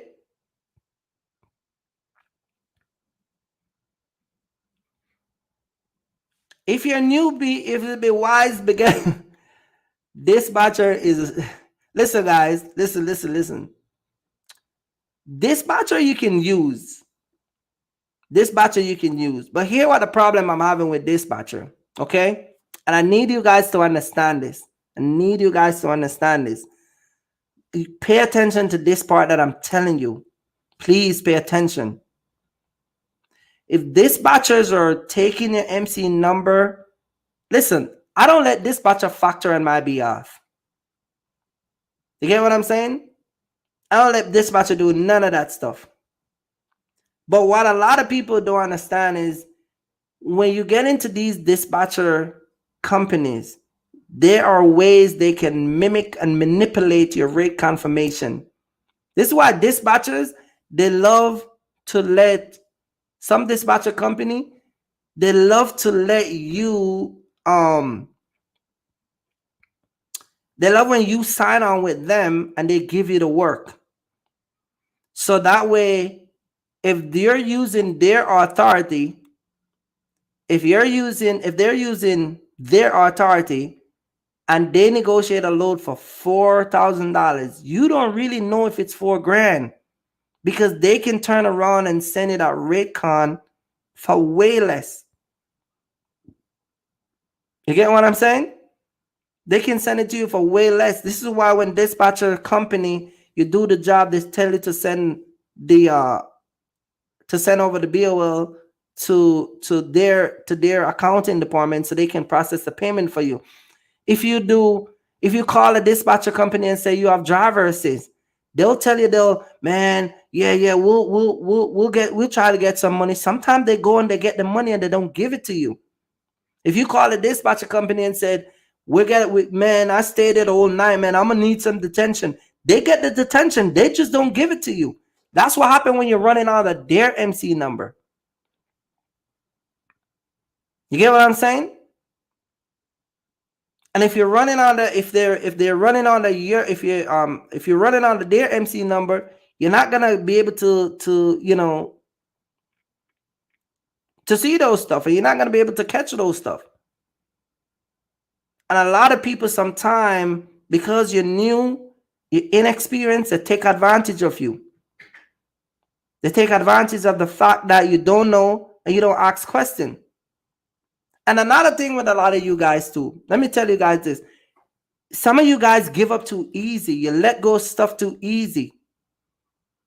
Like, you got to stop in this mindset where you don't give me the attention, I'm going to just let it go. Like, that, because if you let one guy do it, then you're gonna let another guy and next guy do it, and so forth. And so you're gonna find it become a trend. Like, people are just taking advantage of you.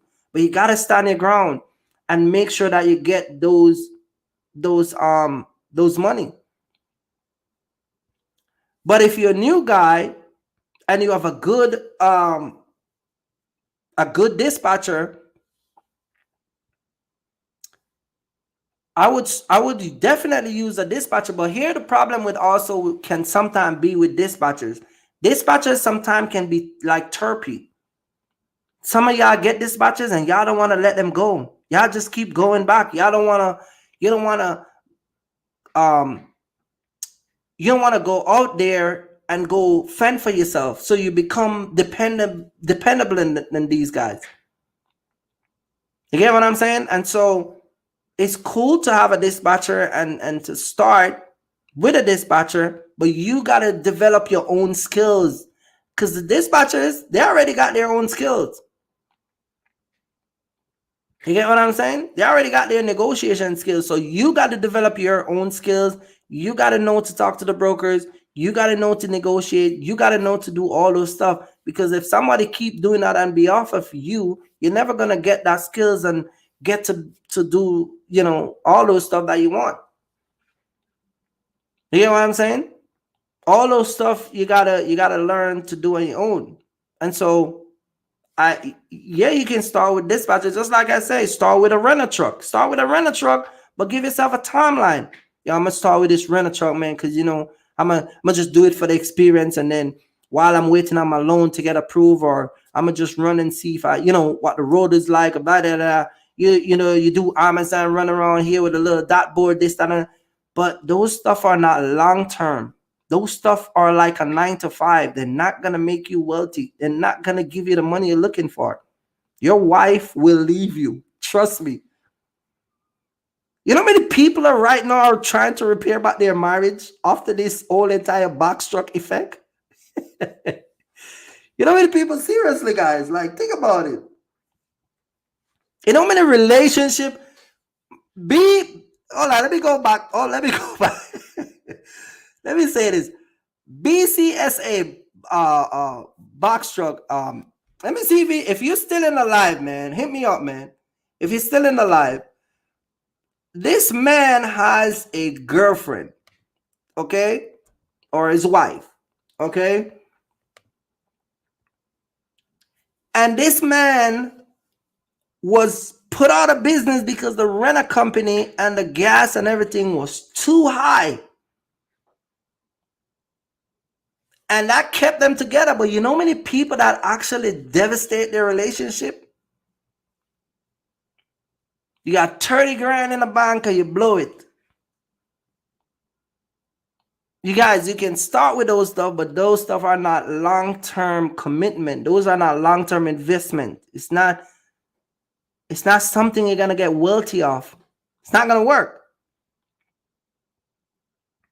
So I don't promote it. And I try to talk to people about it all the time. I talk to you guys about it. A lot of people listen to me. I took a lot of people out of rent a truck and put them in their own truck by teaching them what to do. Serious Lane got his own channel. Go look. He got his own truck. He came to me while he was in a rental. I took him out of the rental, put him in my truck, then move him from my truck into his own truck. Muhammad was coming in. I'm the one that find Muhammad truck. You get what I'm saying?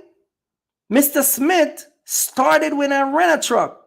I took him out of his rental and put him in a Eno. Latrice was running a rental from Penske. We took her out of that truck and put her in our own truck. It can be done.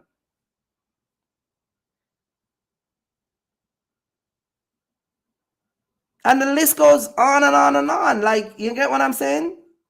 Because these people understand, and these people are making that renter truck money that they were putting in those renter truck. Now they're making that money and putting it aside. Like,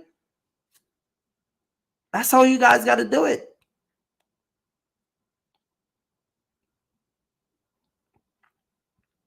Another thing that a lot of people do also, and this is something that some people got to cut out, is when you own your truck for the first 3 years, You gotta let some of these street stuff alone, man. Like, quit spending. I talk about it one time in my video. Like, quit spending. Y'all take your wife out every week. Y'all take your girl out every week. Y'all at the mall shopping. Y'all doing these crazy spending because now you come into $4,000 a week. You come into $6,000 a week. You know that one of those transmission and that or that Freightliner is about $9,000. You know that, and they don't even rebuild them. Some dealer won't even rebuild it. They'll tell you straight up, you gotta buy a brand new one. You get what I'm saying? Those trucks out there that you guys running up and down with those Freightliner and all these Enos and all these international, these motors are like 30 grand. You're here making $4,000 a week, $5,000 a week. You have a spoiled wife, spoiled girlfriend. Y'all just living in the moment. You start to develop experience, but what y'all do is you start to feed your bad habit. Get what I'm saying? And so you got to understand that this is a business. This is a business. This is a business that you're trying to build. Your first year in business, you should be saving as much money as you can. I save money not only for my truck, but I save money for myself, for my family, because you never know. You never know what will happen.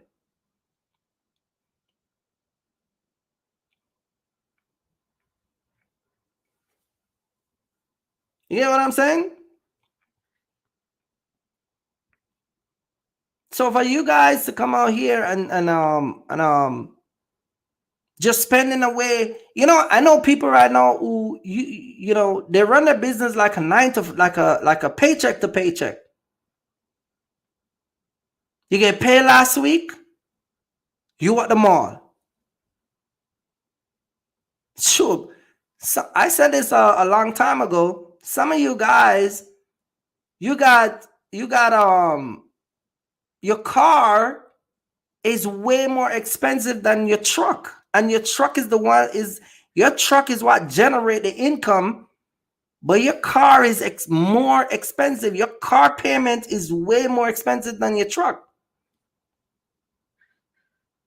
Shout out to the LCAT gang. Some of you guys, your first 3 years in business,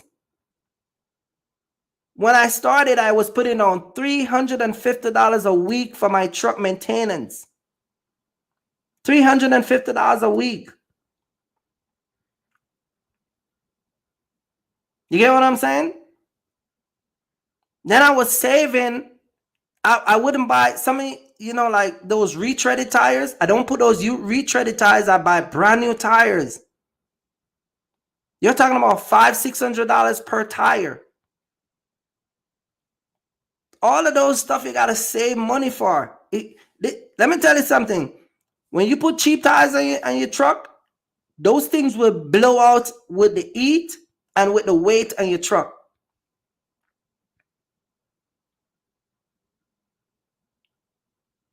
You know what I mean? So again, I'm just saying, man, like it's crazy.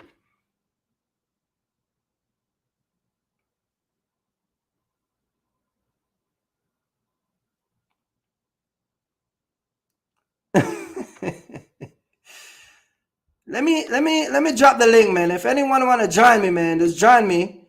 But yeah, like you guys gotta cut that out. I get it. Your girl and you come into some new money that you never used to, and y'all want to just rock it, but give it time, man. Give it time. Give it time. You'll get there. You got to put that work in So that way you can, you know what I mean? You got to put that work in so you guys can reap the benefit. Now the thing we got with a lot of people is and this something that I'm gonna say, because I think that you guys need to hear this. Some of you guys are coming in this business with you got this illegal mindset. You got this illegal mindset. You got this illegal mindset in the sense of, because you're from the streets. And I get it, man. I get it. I get it. We all want to do stuff street, but when you come into corporate America, you got to leave that stuff alone. So you coming into this box truck business, and because you're coming from the street, you want to run your business like you're still in the street. You get what I'm saying? So you buy a truck, right? And however way you obtain your truck, it's cool. Hey, do you, man? Whichever way you get the truck, you get it. All right.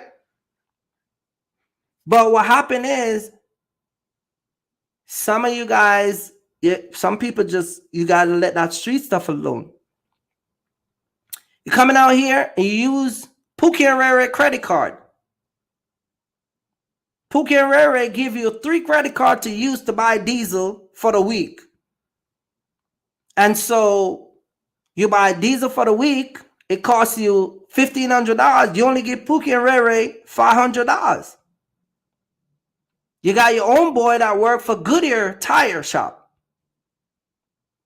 and he been stealing tires for the last 3 years. And what do? Every 2 weeks you get a tire. I had a guy in New York that I know that was running a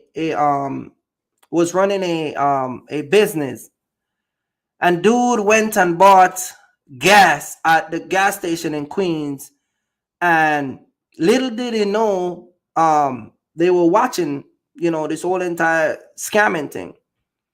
Next thing you know, he get caught up, went to jail, loses whole entire livelihood. It don't worth it. Stop do these illegal stuff coming out here with the business. Stop do it. It doesn't worth it, man. You know what I mean? It doesn't worth it. What's up, my man? What's going on, man? Man, good evening, man. You know what time it is, man. Shout out to Chicago. What's going on, man? I just wanted to check in with you, man. Let you know, man. I've been watching you since that day I found you before we did that live stream, and man, live stream, man. Everything you said was, I might have took it the wrong way. You said you weren't talking about. I wasn't talking about you, man. even when you heard me on the live stream, I ain't moist in the heart, man. I don't really care. That's a fact. So whether you was or you wasn't, you know what I'm saying? Yeah. I stood on it in the live stream, and that was my first time hearing you. But everything you said was 100. I can attest it because I've been doing it. So I think on Box Truck and Motivation, I did a review of one of his video one time. Cool brother, you know what I mean? But again, what I think was, I did not emphasize on the 2021, because I did it before when I say in 2021, and I know you didn't start in 2021, and I know he didn't start in 2021. Right. When I was talking about the whole YouTube thing, you get what I'm saying? But again, man, I just say like this, I'm from the island. A lot of people, I'm the only one here who does this old box truck thing from the island, and you know what I mean? And like you said in your life, man, like, if we're going to teach the people, just teach them the right thing and just tell them the truth and just keep it real 100. And some folks ain't gonna like it, but we still I got a reputation and a character to carry behind me. You get what I'm saying? And so I live on that. And so I'm like you. I'm not here just trying to make a quick buck and trying to get over people, because again, you know what's crazy? somebody asked me this the other day, and it's crazy. I never even thought of this, but you know, I got people who prepay me for mentorship and still haven't done it as yet. Me too. They pay for it, and I email them, and they isn't that crazy? That's weird. Isn't that crazy? We're talking, and this is what I'm trying to tell people. Like, when you gain the trust of people, I'm talking about for mentorship at $2,800 a piece. You get what I'm saying? Just sitting there, and I'm like, when you gain the trust of people, you don't have to get over them. Right. You know what I mean? And so it's why I had to do the review, because again, and I was gonna go longer than that, and I just didn't want it to be drawn out. It was a very interesting conversation that y'all got, and I don't have nothing against anybody, you know what I mean? But I just say that like if somebody is gonna come and like you said, this is a very touchy subject of talking about this old box truck and renting truck and all that stuff. But again, if we're gonna come as black men trying to teach other black men how to be entrepreneur, I think we should just be genuine about it if we really want everybody to get up out of the hood, because that's my goal, you know what I mean? To get everybody to like see the light and get out of here, and you know what I mean? And be somebody, you know what I mean? Right. Yeah, I agree with you. And that's why I mean, I'm just a genuine person. Anyway, I know I talk a lot about economics, but even with my business, I tell people how I'm have 1 foot in, 1 foot out on my way. I'm not telling you everything I'm keeping with you. I'm keeping it funky. I'm keeping it 100. I'm telling you, you know, people, you know, it's weird to me. People say, you know, I want to jump in the game with 2, 3, 4, 5 trucks. I'm like, why? You're going to fail. You're going to fail. This is becoming a one-man my crew show. It's not like the way it was even just 3, 4 years ago. Right. Because if it was, I wouldn't be scaling back this way. My issue ain't trucks and money and capital. My issue is people. If I'm telling you this is my issue and I'm in Chicago. Right. I can close my eyes and spin around, and wherever I land and open my eyes is opportunity. And if there's opportunity everywhere here, and I'm telling you, I can't find people, so why would you jump in the game with 3, 4, 5, 6, 7 trucks? But you know what's crazy, man? I heard you say something, right? And it goes back to what I was talking about the other day. You might not experience it, but I may experience it because I get the emails, right? We both can talk about the same subject, but you get a different backlash than me. You get what I'm saying? Because I will talk about, you see, when you were like when I was reviewing the live the other day, and I said, look what Mark is gonna say about you guys. When he said, when you said these guys have no respect for the game. Yeah. And you say they come at work anyhow, and they come and the pants fall off and all that stuff. Breath smell and all that stuff. I mentioned the same thing, and let me tell you, man, people ridiculed me, bro. Like, people be like, you don't know what you're talking about. You're not American. You're Jamaican. This is why you would see me, if you watch me, you see where I usually do it a lot. I would say, I'm an island boy trying to make it, because people would say, I'm just an island boy. I don't know anything. But I say the same exact thing that you say. But I think because it's coming from a person who's an immigrant, people feel some type of insult. You get what I'm saying? I think, you know what, I have to keep reminding myself that, you know, when we're on this platform, you got people from all walks of life looking at you. Some people just didn't grow up. Like, some people grew up green just in rural America. You know what I'm saying? So, right. Explaining to the dude when he's talking about money, this, that, and the third, and I'm like, man, it's only certain stuff I only got 5,000 subscribers. I'm already running into people in the gym or wherever that's marked. That's marked. I know how to move in my city. I'm not finna let nobody tell me what I need to do and how I do it, because you're not the one lugging this big 40 caliber gun everywhere you go. Right. You know what I'm saying? So, you know, I think a lot of times when you say something, when I say something, I don't think they take it different. I just think some people are from some parts of America where they just don't see certain things. You see what I'm saying? But here's the thing though, because you said something too. Like, remember you were saying in a live Tuesday, you said, dude just want man, you let me crack up Tuesday, man. You remember when you said dude was driving the truck, was arguing with his wife, doing about 100 miles? Yeah. And you were like, dude just want to be a part of their girl and all that. Yeah. I said it all the time over here, and I'm telling you, I said, leave, stop being under your wife so much, stop being under your girl so much. Come on here, make that money. I even made the description where I said, some of y'all would drive from New Jersey to Montana to have sex with a girl, but won't drive the same route to go deliver a freight. You get what I'm saying?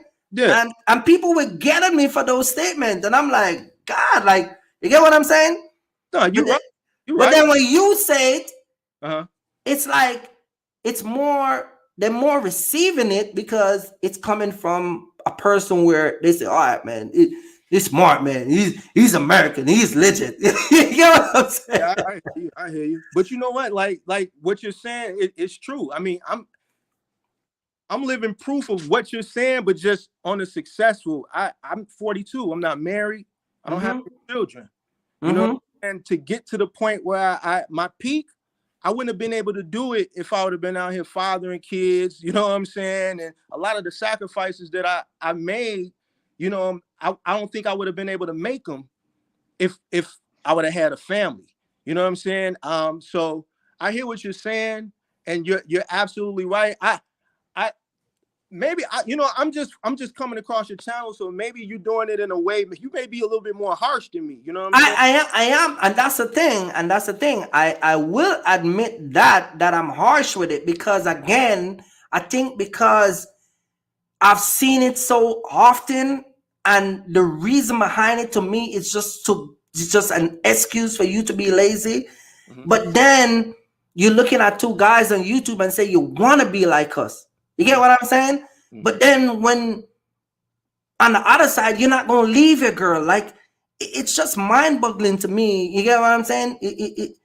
I do say it harsh. I do say it because I think that when you know, like, go back to the family thing, like my daughter born 6 years ago. So I wasn't all, before that, I wasn't all here fathering kids and any of that stuff. You get what I'm saying? Yeah. I make sure I put myself in a position where I knew that once I get my wife pregnant, I don't want to depend on nobody.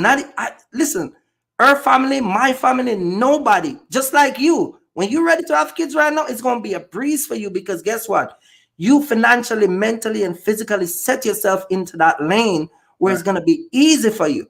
And I think that's the message that I try to get across a lot of these guys. Sometimes when I said, leave your wife, leave your girl, I am harsh with it, but you know, sometimes we got to tear down the bridge to bring it back up, man. Yeah, I don't think they understand how difficult it is to build and scale a business when, you know, you got somebody in your ear, you know, nagging.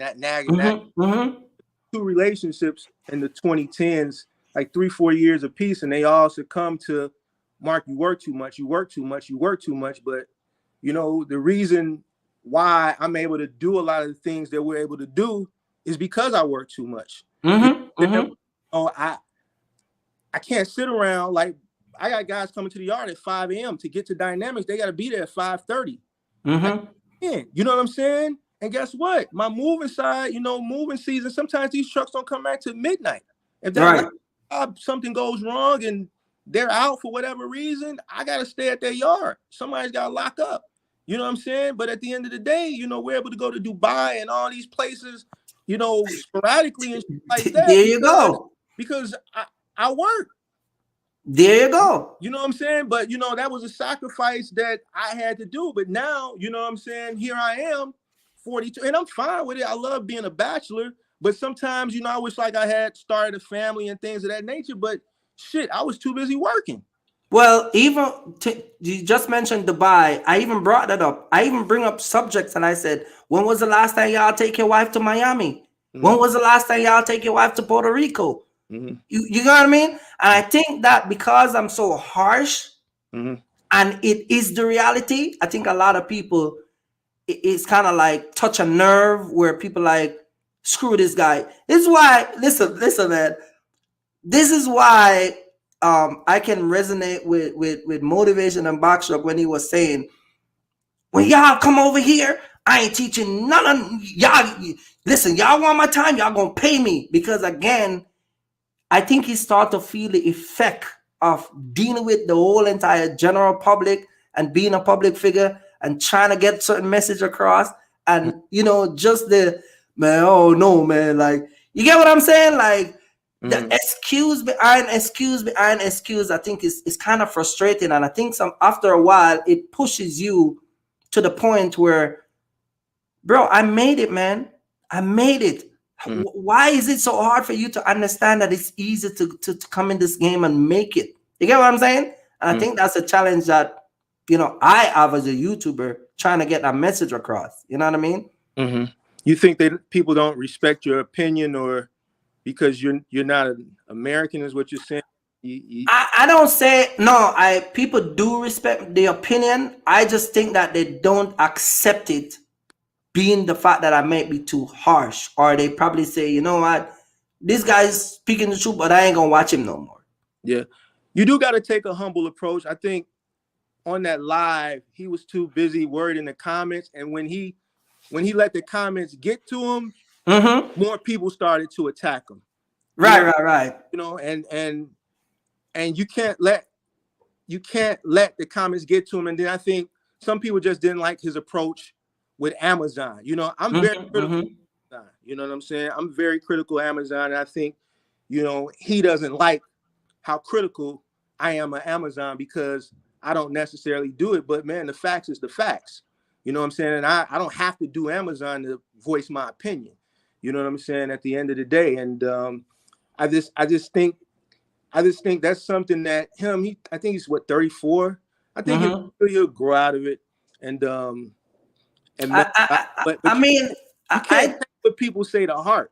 You know what I'm saying? And you can't, you can't take every single troll. Actually, I think Serious Lanes, he came on one of my lives maybe like 3 or 4 months ago, and the troll came in and he told me, you got to let that go. Don't take that to heart. And that was like two months in maybe. And since then, I don't really have trolls, but now and again, I might disagrees with me, but I debate with them intellectually. I don't do that. You know what I'm saying? I respect their opinion. They respect mine. And then we come to some type of common resolve at the end. And I just think that's what he needs to understand and maybe work on. And I think he'll probably be a better YouTuber once he starts doing that. Yeah. You will eventually grow out of it. Because when I came in here, it was a lot of people troll. Like I did a live dedicated to that back when I first came out. You get what I'm saying? Yeah. And so I think when you start to focus more, like you said something very important. Like you said, start to focus more and putting out the product that you want people to learn from, then eventually those people will fade away because they're not attracted to that. Right. They're attracted to, the lies and the deception. And people come here and they call me, you just like other YouTuber and this and that. I'm like, okay, cool. Let's do let's go through the whole entire analysis of me being like a next YouTuber. You get what I'm saying? And I would make certain statements and I would just use certain past things that I'd done. And I said, no, where do I be the same guy? You get what I'm saying? Right. So I think after a while, it's going to be faded out. But when it comes on to like me, I start to realize that, because I'm going to be honest with you, man. You see that live you did with him and Vic? That changed my whole life. It did? Oh, yeah. You notice I'm calm today? You notice because it opens my eyes up to a lot of stuff that I see in people through you. Like sitting on and watching for 4 hours, it opened up my eyes to a whole different ball game. Tell me. Oh man, I see all different type of people, because when I was reading the comment, and I see what people have to say about you, and I see what they say about all three of y'all on the live. It just shows me that maybe I need to chill. You get what I'm saying? Because if they're not even ready to get it, ain't nothing you're gonna do to force it down their throat. You get what I'm saying? This is why I said in a live that you coming from it from a diplomatic point of view. You know what I mean? A diplomat is someone that go to the UN and negotiate stuff. I think that, you know what I mean? Yeah. And I think that when I watch a live, even before, and I get what you were saying to the whole Amazon thing. I am 100% agree with you when I think that people who work for Amazon is being controlled. It's like you're doing a 9 to 5 job. Mm-hmm. You get what I'm saying? And you have your independent contractor rights, but you lose it because you don't have no power. You get a load if you late. You get what I'm saying? You get marked. Mm-hmm. If you don't show up, you still get marked. It's like, so what do I have to do? You get what I'm saying? It's like this constant challenge. Yeah. And then they can do whatever they want. So I agree with that, but I think that part of some people don't really see that the approach is different. You know what I mean? I think everybody saw it, but then I understand he said it. You know, Amazon, I guess it changed his life. You know what I'm saying? But I don't want him or anybody to think that's their end all be all, because they have patterns and they have history. They'll cut you off. Yeah, exactly. Without a reason. And if you're giving them all your energy, the energy you're giving them in a positive way, then what type of energy you going to give them if they just turn your lights out? Mm-hmm. You know, and turn you off. You know what I'm saying? And there's like the accountability that they saying they're holding you, that metric system is holding you accountable, when really it's not holding you accountable. It's a punishment. And who's holding Amazon accountable for all these fatalities that their drivers are causing on the road? Right. Kids, one is dead and the other one is paralyzed, and no one, Amazon nor the contractor, is holding either accountable. Right. It doesn't make sense. You know what I'm saying? Jeff Bezos, if you go back and you look at interviews from the 90s, you can go on CNBC Time Machine or whatever, and look when they gave him, he was Man of the Year in People magazine in 1999. All right. When they interviewed him for that, his whole mission statement then is the same mission statement now. All he cares about is the customer experience. Mm-hmm. That's it. You know how much Amazon stuff, I don't like Amazon. I'm forced to use it sometimes, but if I can go out my way and get something without ordering on Amazon, I will. All right. I've got stuff from Amazon. If it doesn't come when it says it's come, all right, we're going to ship you out another one. If you get that one, just keep it. You got both of them. Mm-hmm. As far as their employees and the contractors, they could give two shits about. Well, this is why I was telling one of my guy that come and train with me. I tell him that the base core of any corporation is profit.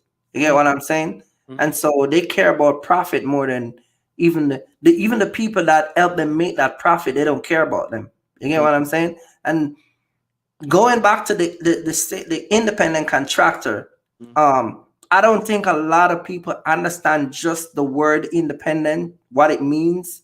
How much power is in that word, as whether you drive Uber, box truck, cargo van, that independent, when you become an independent person to work for yourself, and then you turn that right over, you lose that independent part of it. You're just a contractor. You get what I'm saying? And so having the privilege of an independent contractor go through the door when you start to work for companies like Amazon. You get what I'm saying? Just like you said, remember you were talking about the guy that's trying to kick you out of the company because you were one of the best independent contractor there.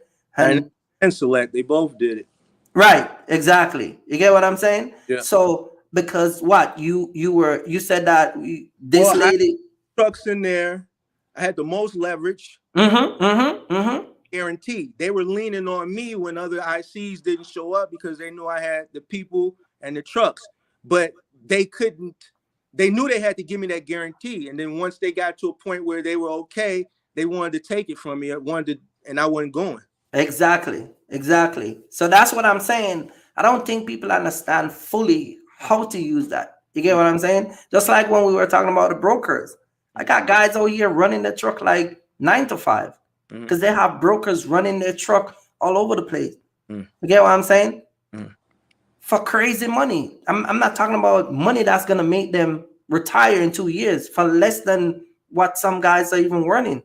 You get what I'm saying? So I think people need to understand, once you become an independent contractor, the power that you have, you got to hold on to that power and don't give it up. You get what I'm saying? You know how many people try to get me work with them for over the years? You know what I mean? I talk about it all the time. Why would I give up my independence to come and work for you? Right. I got my own MC, my own DOT, my own insurance, my own license, my own registration, my own truck. Why am I going to turn all of that over for you to make a profit off of me? Yeah. And I think that a lot of people need to understand what they really got once they set up an LLC and start to run out here. You get what I'm saying? But that life that you did, it really opened up my eyes and change a whole host of different things of how I do stuff. And I say, you know what, I'm gonna take a different approach and just, you know what I mean? Maybe I'm too maybe I want people to be too much who they're not cut out to be. You get what I'm saying? But maybe at the same time, I gotta let people be who they want to be. You get what I'm saying? It's like, you know, your mom want you to go to college, right? But you want to go in the army, so we just gotta, she would love you to go to college to be a doctor, but you really want to go in the army to go, whatever. But I guess when it comes down to YouTube, and I guess like YouTubers, we just gotta, people like me who got the experience and trying to let people understand this whole entire game. I guess we gotta I just reach a point where, man, it is what it is. You know what I mean? I'll do my best, but it is what it is. You get what I'm saying? The people who gonna receive it are gonna receive it. The other people are just gonna go over their head. You know what I'm saying? You can't really drive something. You probably trying to drive it into people, and some people you're just not gonna be able to drive it into. Some people are just not gonna get it. Some people don't want to get it. Some people is gonna go over their head. But the people that get it, they get it. Yeah. And that's the only thing. That's the approach I take, and I'm fine with that. You know what I'm saying? So yeah, because even one other thing I wanted to touch with you was when he was saying in the live, and I forgot, not that I forget to mention it, but because I never reached to that part of the video, was when Motivation was saying that when you were saying to Motivation, if you cut one head off, the scammers are doing what they're supposed to do, but if you cut one head off, there's another one is gonna come.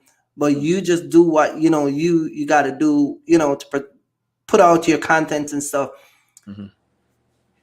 The only problem I have with when you say that was, I feel like if we're in a community, nobody's protecting us, right? We have to protect our own self. So my thing is this: if his channel, not to say that his channel is designed to call people out, but if something is going on wrong, I think it's still us responsibility as a community to call it out. No, you might not do it every day or do it on a regular, but I still think that we're going to need people who's gonna have to come up and stand up and say, this is wrong, don't do it. You get what I'm saying? And I get what you were saying, because again, it's like we're in the neighborhood and somebody say, don't talk to our kids or don't talk to that kid because it's not your child. We kind of like turn a blind eye. But I get what you were saying. It's kind of like a useless thing that we're doing, trying to like cut these grasses down, when by the time you cut this one over here, this one grows up. So it's like no sense keep cutting the grasses because they go pop up. But I think that even mentioning it would slow the grasses from growing up that fast. You get what I'm saying? Right. So I did a live stream where I just put the scams out. Live stream maybe a week or two ago, and the scams that I know, like the courses, I told people where they're getting the courses from. They get them from Fiverr for $5 and $10, and then selling them to you guys for $900 and $1,000. They're getting the courses from Fiverr from people over in Pakistan and Nigeria for $5 and $10, and then just repackaging them and selling them to you guys. I did the scams that I know, I put them out there. As far as calling people out, only thing I feel like that does is gonna start some internet beef stuff. And I'm not really with the beef. I'll put out the scams, and if you find the information, good. But the internet is 24 hours a day. So when I'm asleep, somebody's getting scammed. And I can't spend my time, you know what I'm saying, trying to save the box trucking world from scammers, because I'm never going to win that game. I'm not going to. Right. So I'll put out the scams. As I come across scams, I'll alert people to the scams.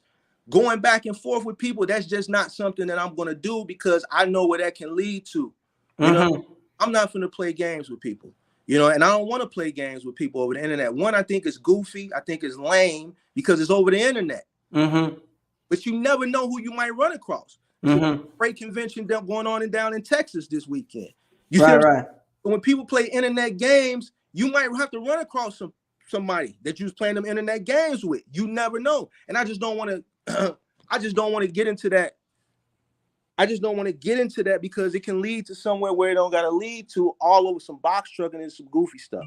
So I just don't want to play. Well, right. You're right about that. But also what I also believe that will eventually happen, because I spoke to a lot of people. And this just for me, based on what I hear. You get what I'm saying? Right. I get the point that you're talking about, but there's a bigger issue that a lot of people not mentioning. That's what you're saying. You're right. What's the issue? But the biggest issue that a lot of people are not even paying attention to is, you see this whole entire scamming thing going on in the internet. It's going to lead to a lot of people getting locked up. Yeah. You get what I'm saying? Because people are starting to file these reports and police, the DEA, you know, the FBI. And I think after a while, you're going to start to see one by one people not only getting locked up, but I think after a while, YouTube is going to remove this part of the content from YouTube. You get what I'm saying? So you're right. You might say something about someone, do catch you, but at the same time, he might not even get the chance to catch you, because the DAs offer him to catch him about some scamming. You get what I'm saying? So I think it's like, on one side, it can be us protecting you, but then putting ourselves in harm's way, or we're putting up ourselves to be vulnerable. You get what I'm saying?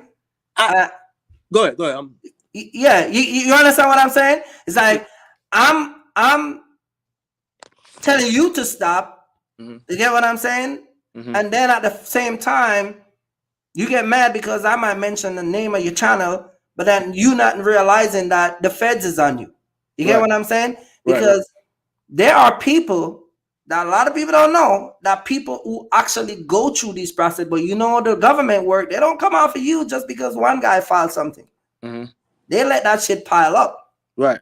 And when they come, they don't come for, like, you see what they did with that guy? What's that guy, that rapper down in Atlanta and the crew?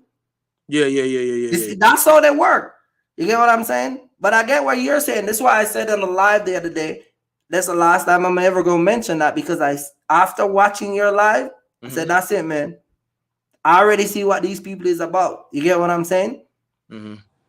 You know what I mean? And sometimes that's what it takes for you to go on the next YouTuber platform and watch their thing. And listen, I could have go way more into that live and just talk a lot more stuff. But I said, I just keep that simple. You get what I'm saying? But yeah, that's what's going on behind the scene. And that's another big thing we're going to see coming. Yeah, I'm hearing this. Like, I think I did 2 or 3 consultations this week, and they all paid someone $10,000, and it wasn't just Buddy down in Atlanta either. It was one company I never even heard of, Buddy down in Atlanta, and then another older guy with some glasses.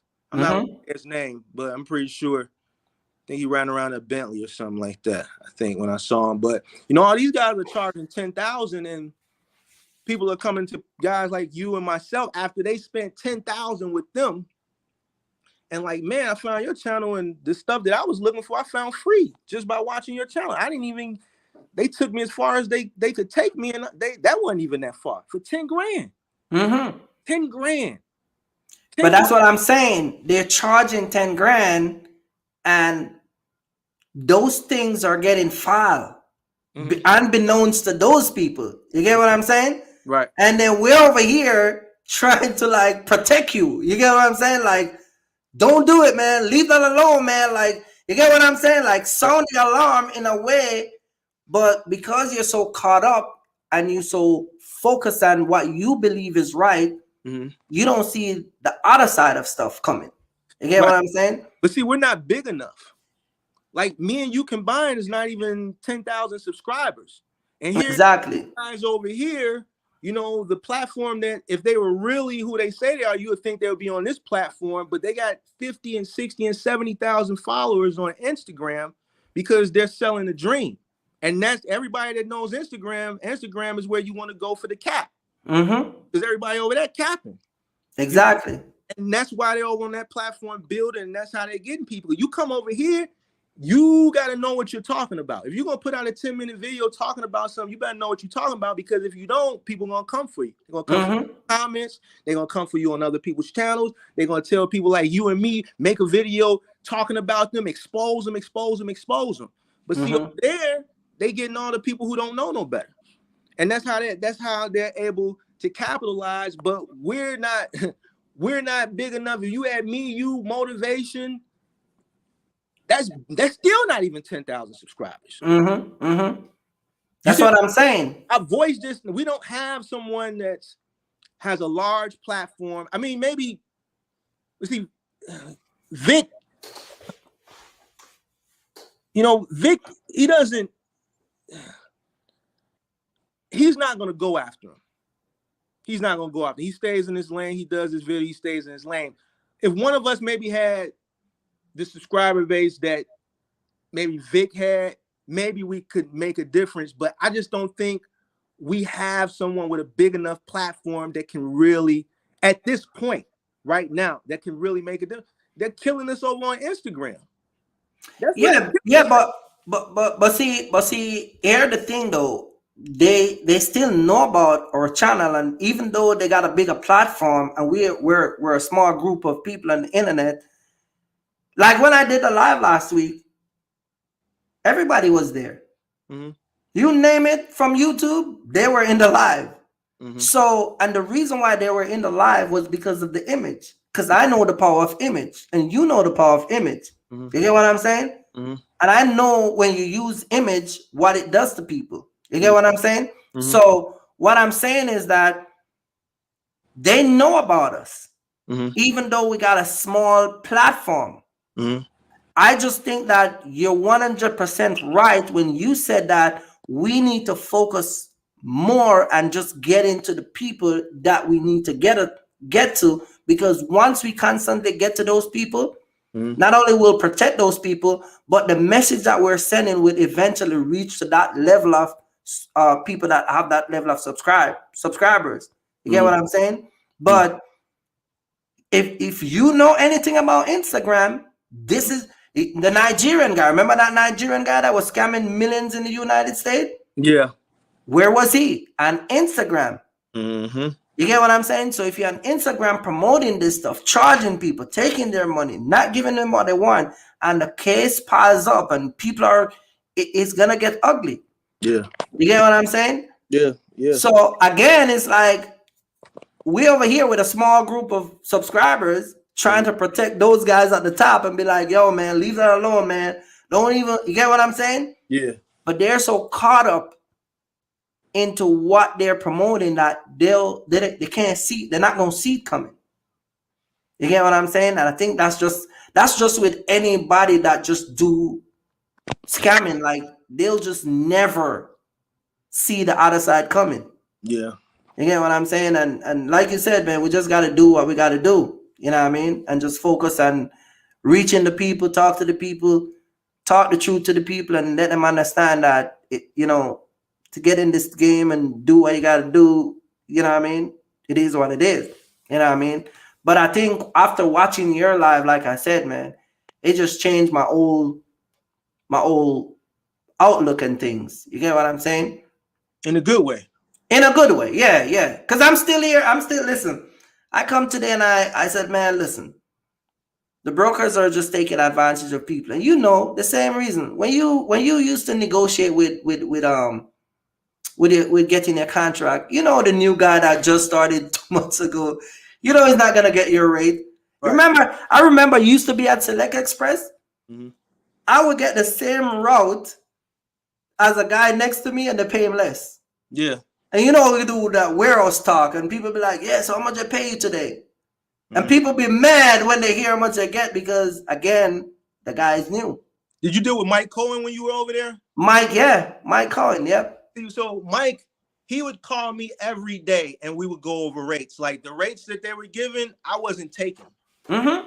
Mike would send my company a bunch of work and we would negotiate rates every single day because I was bailing him out here. Mm-hmm. You know what I'm saying? They got all these contracts, and it's like I explained to people, look, these guys, you think you got it bad, they got the contract on the national level. They're dealing with the actual retailer, and they have to push it. So, you know, Select Express, they're sticklers. So yeah, I get it. You know, the rates are going to be different. New guys coming into the game now, they just don't know any better. They're taking whatever, $650 to run a final mile account with 15 stops. Man, there's no way in hell I'm doing that. No way. Yeah. No way in hell. $650? Yeah. No. So Mike is the one. Well, Ethan is the one that used to be on the mic, and between him and Ethan fire me from that situation with the lady. You get what I'm saying? Mm-hmm. You know Rob, right? All of them decided that, yeah, you know, I was trying to steal their customer. You know, like I said, the lady. Because you know the sheet that I'm talking about, right? Where they give the customer, staple it on the receipt, and they call and set up. So again, after that, I went to Eastern Connection. You know Niv from the US PAC? No, I don't know him. Well, he's the manager for the Secaucus location. You get what I'm saying? Okay. And again, he used to work, you know, run Eastern Connection, and that's where I was working until they get that Home Depot from over US PAC. But again, all of those stuff I used to do, those furniture stuff, all those stuff, like the crazy hours, like you said, you guys have to show up at 5 and be at somewhere 5:30, and I've done it all. And I try to tell people, like, being successful is not the way y'all think it is, man. Like, I think that's my biggest challenge with people, like trying to let them understand, like, it's not what y'all have in your head. Yeah. Winter is coming. It's snow time. You have a 26-foot box truck and the road don't get snow cleaned properly, and you got that truck sliding and you know when they would clean the snow, but then the sun would come out and turn it into glass. Black ice, and you coming down, and you are trying to stop at a stop sign, and your truck is just sliding, and you sliding into a car or something. Like, I try to tell people, like, it's not that easy. Yeah. If it was that easy, we wouldn't be here, man. Wouldn't be here telling you guys that. Yeah. You know what I mean? Definitely not easy, you know. But man, I'm telling you, I appreciate your channel, man. And like, seriously, he said, Kirk, man, you gotta check this brother out. Dude is real as hell. He's from Chicago, man. You know, he's just like you, man. You just tell it the way it is. And I said, all right, I'm gonna watch you. You know what I mean? And watching you, and I watch Motivation and Box Truck, you know what I mean? And I come across that video where he was in the truck heated the time, and he was, you know what I mean? I said, okay, cool. Let me review this video. But again, we just gotta keep send the message and keep the people focused. You get what I'm saying? Yeah. And let them understand what's going on. You see what I mean? Good question, because I really, since I found your channel, I really respect your opinion. And I was doing videos. I started like in August, September, talking about peak season. Yeah. Man, the backlash I got. Here we are. Ain't no signs of peak season nowhere. And I ain't saying it wasn't going to be no peak season. People was putting words in my mouth. I said, man, it's not going to be like last year. I said, I really want to tell you it's going to be bad, but I'm just going to see it's going to be normal. Man, oh man. The complaints I did, I think Vic's video the other day, man, Amazon talking about his peak season. I don't see no signs of peak season. Only 20 lows on the board. What's your take on peak season for this year? And I'm gonna let you go because I got to get on live too tonight. Peak season. So first of all, I don't believe in working with a company where it's a certain time of the year where you have to look forward to making good money. Mm-hmm. You get what I'm saying? And that's what Amazon is. Mm-hmm. But again, peak season this year for Amazon is not going to be like last year. Mm-hmm. You get what I'm saying? It's too much going on. It's too much going on right now for anybody to look for Amazon to generate that kind of income. Mm-hmm. You get what I'm saying? Mm-hmm. And then you like you were saying in the live, I think it was Tuesday where you were saying that, or maybe the live before where you were saying back then people have more money, people were buying more PPP, the whole shebang. Mm-hmm. A lot of those money that those people get, they blow those money out. Yeah, you get what I'm saying? Mm-hmm. So it's not gonna be like last year. If not, it's like you said, it's gonna be worse. Mm-hmm. You know what I mean? And we already see the effect of it. You get what I'm saying? Mm-hmm. And you know that we have a peak season on the DAT dashboard, and you see that also dwindle. Yeah. You get what I'm saying? Volume is down everywhere. From even my buddies, you do semi that like work for JB Hunt, and they like, yo, it is slow. It's slow. Exactly. You know what I mean? Yeah. But again, man, I appreciate you dropping in, man. I really appreciate you dropping by, and you know what I mean, and keeping it real, man. And like I said, man, we don't have no hard feeling against nobody, no ill will. I'm just trying to get the message across to the people just like you. If guys want to learn it, they'll learn it, man. I believe that success is measured. You should measure success. No, you should measure the people that are giving you success. You get what I'm saying? Mm-hmm. And if somebody is not leveling up, then I don't think you should take in success from them. You get what I'm saying? And people like me and you with our years of experience have proven that. You get what I'm saying? So again, not knocking anybody, man, but you know what I mean? Mm-hmm. We just got to keep it real to the people. All right. But yeah, man, jump on your live, man. I appreciate you dropping in. I appreciate you, man. Keep up the good work. You know what I mean? And I'm a dropping in your live one of these nights, man. You know what I mean? Okay. And, you be talking some real stuff, man, and telling the people and you know what I mean? You be chilling and yeah, you gotta chill, man, and relax. I think people receive the message a little bit better when you're just chill, man. When you chill, man. So, but man, it's all good. I appreciate you, man. I appreciate what you do, man. I appreciate you keeping it real and just keep it up, man. We need more people like you in the community, man. Yeah. All right, man. Take it easy. All right, my man. I appreciate it. All right, likewise. There you go, guys. Mark the Mentor, man. Go subscribe to his channel, and you know what I mean, he does a live every Sunday and Tuesday. And like I said, man, we're just here trying to let you guys understand it, man, and trying to, you know what I mean, let you guys get the message. And I think one of the biggest thing, man, is because after doing business so long and trying to let people understand that it's not that complicated and it's not that hard.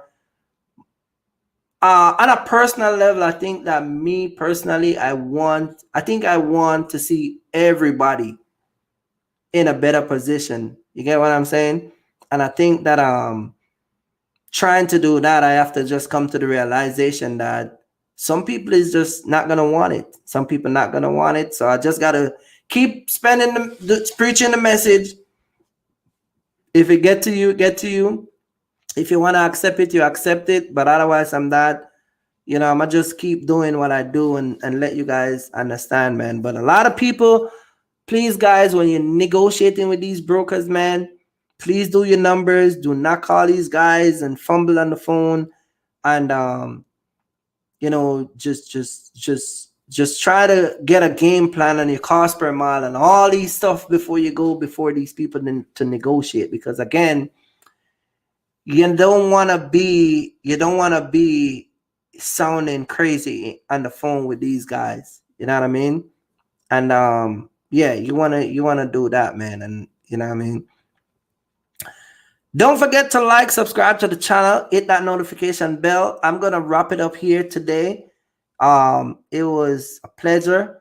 Thank you guys for dropping in the live. Everybody that comes in the live, and you know what I mean? Share your opinion. Thank Mark the mentor for dropping in. All right, you guys go check his channel out. You know what I mean? He's on every Sunday and Tuesday. You know what I mean? So yeah, man, we here trying to let you guys get it in. All right. And yeah, I am going to wrap it up here today. And I will be back.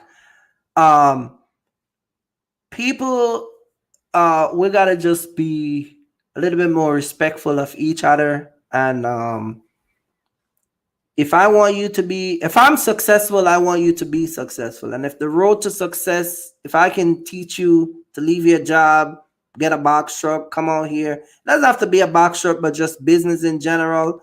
Yeah, I'm gonna put my my 100 in it, so you guys can be successful. You know what I mean? And I think that's one of the biggest issue we have in the Black community. It's we gotta teach each other how to be successful. You know what I mean? I'm here to teach you that, man. Like I said, man, if you live in Chicago, go back and watch it live. You'll see the radius. Go sign up for some of these company direct dot board. Because right now the DAT is crazy. It's crazy. So yeah. Don't forget to like, subscribe to the channel, hit that notification bell. Rates are bad on the DAT dot board, so you need to be signing up with a lot of these brokers who have direct dot board. All right. Shout out to Nick is in the building. Big up to JM. See what I'm saying? District boss. Don't worry, man. We gonna get it going.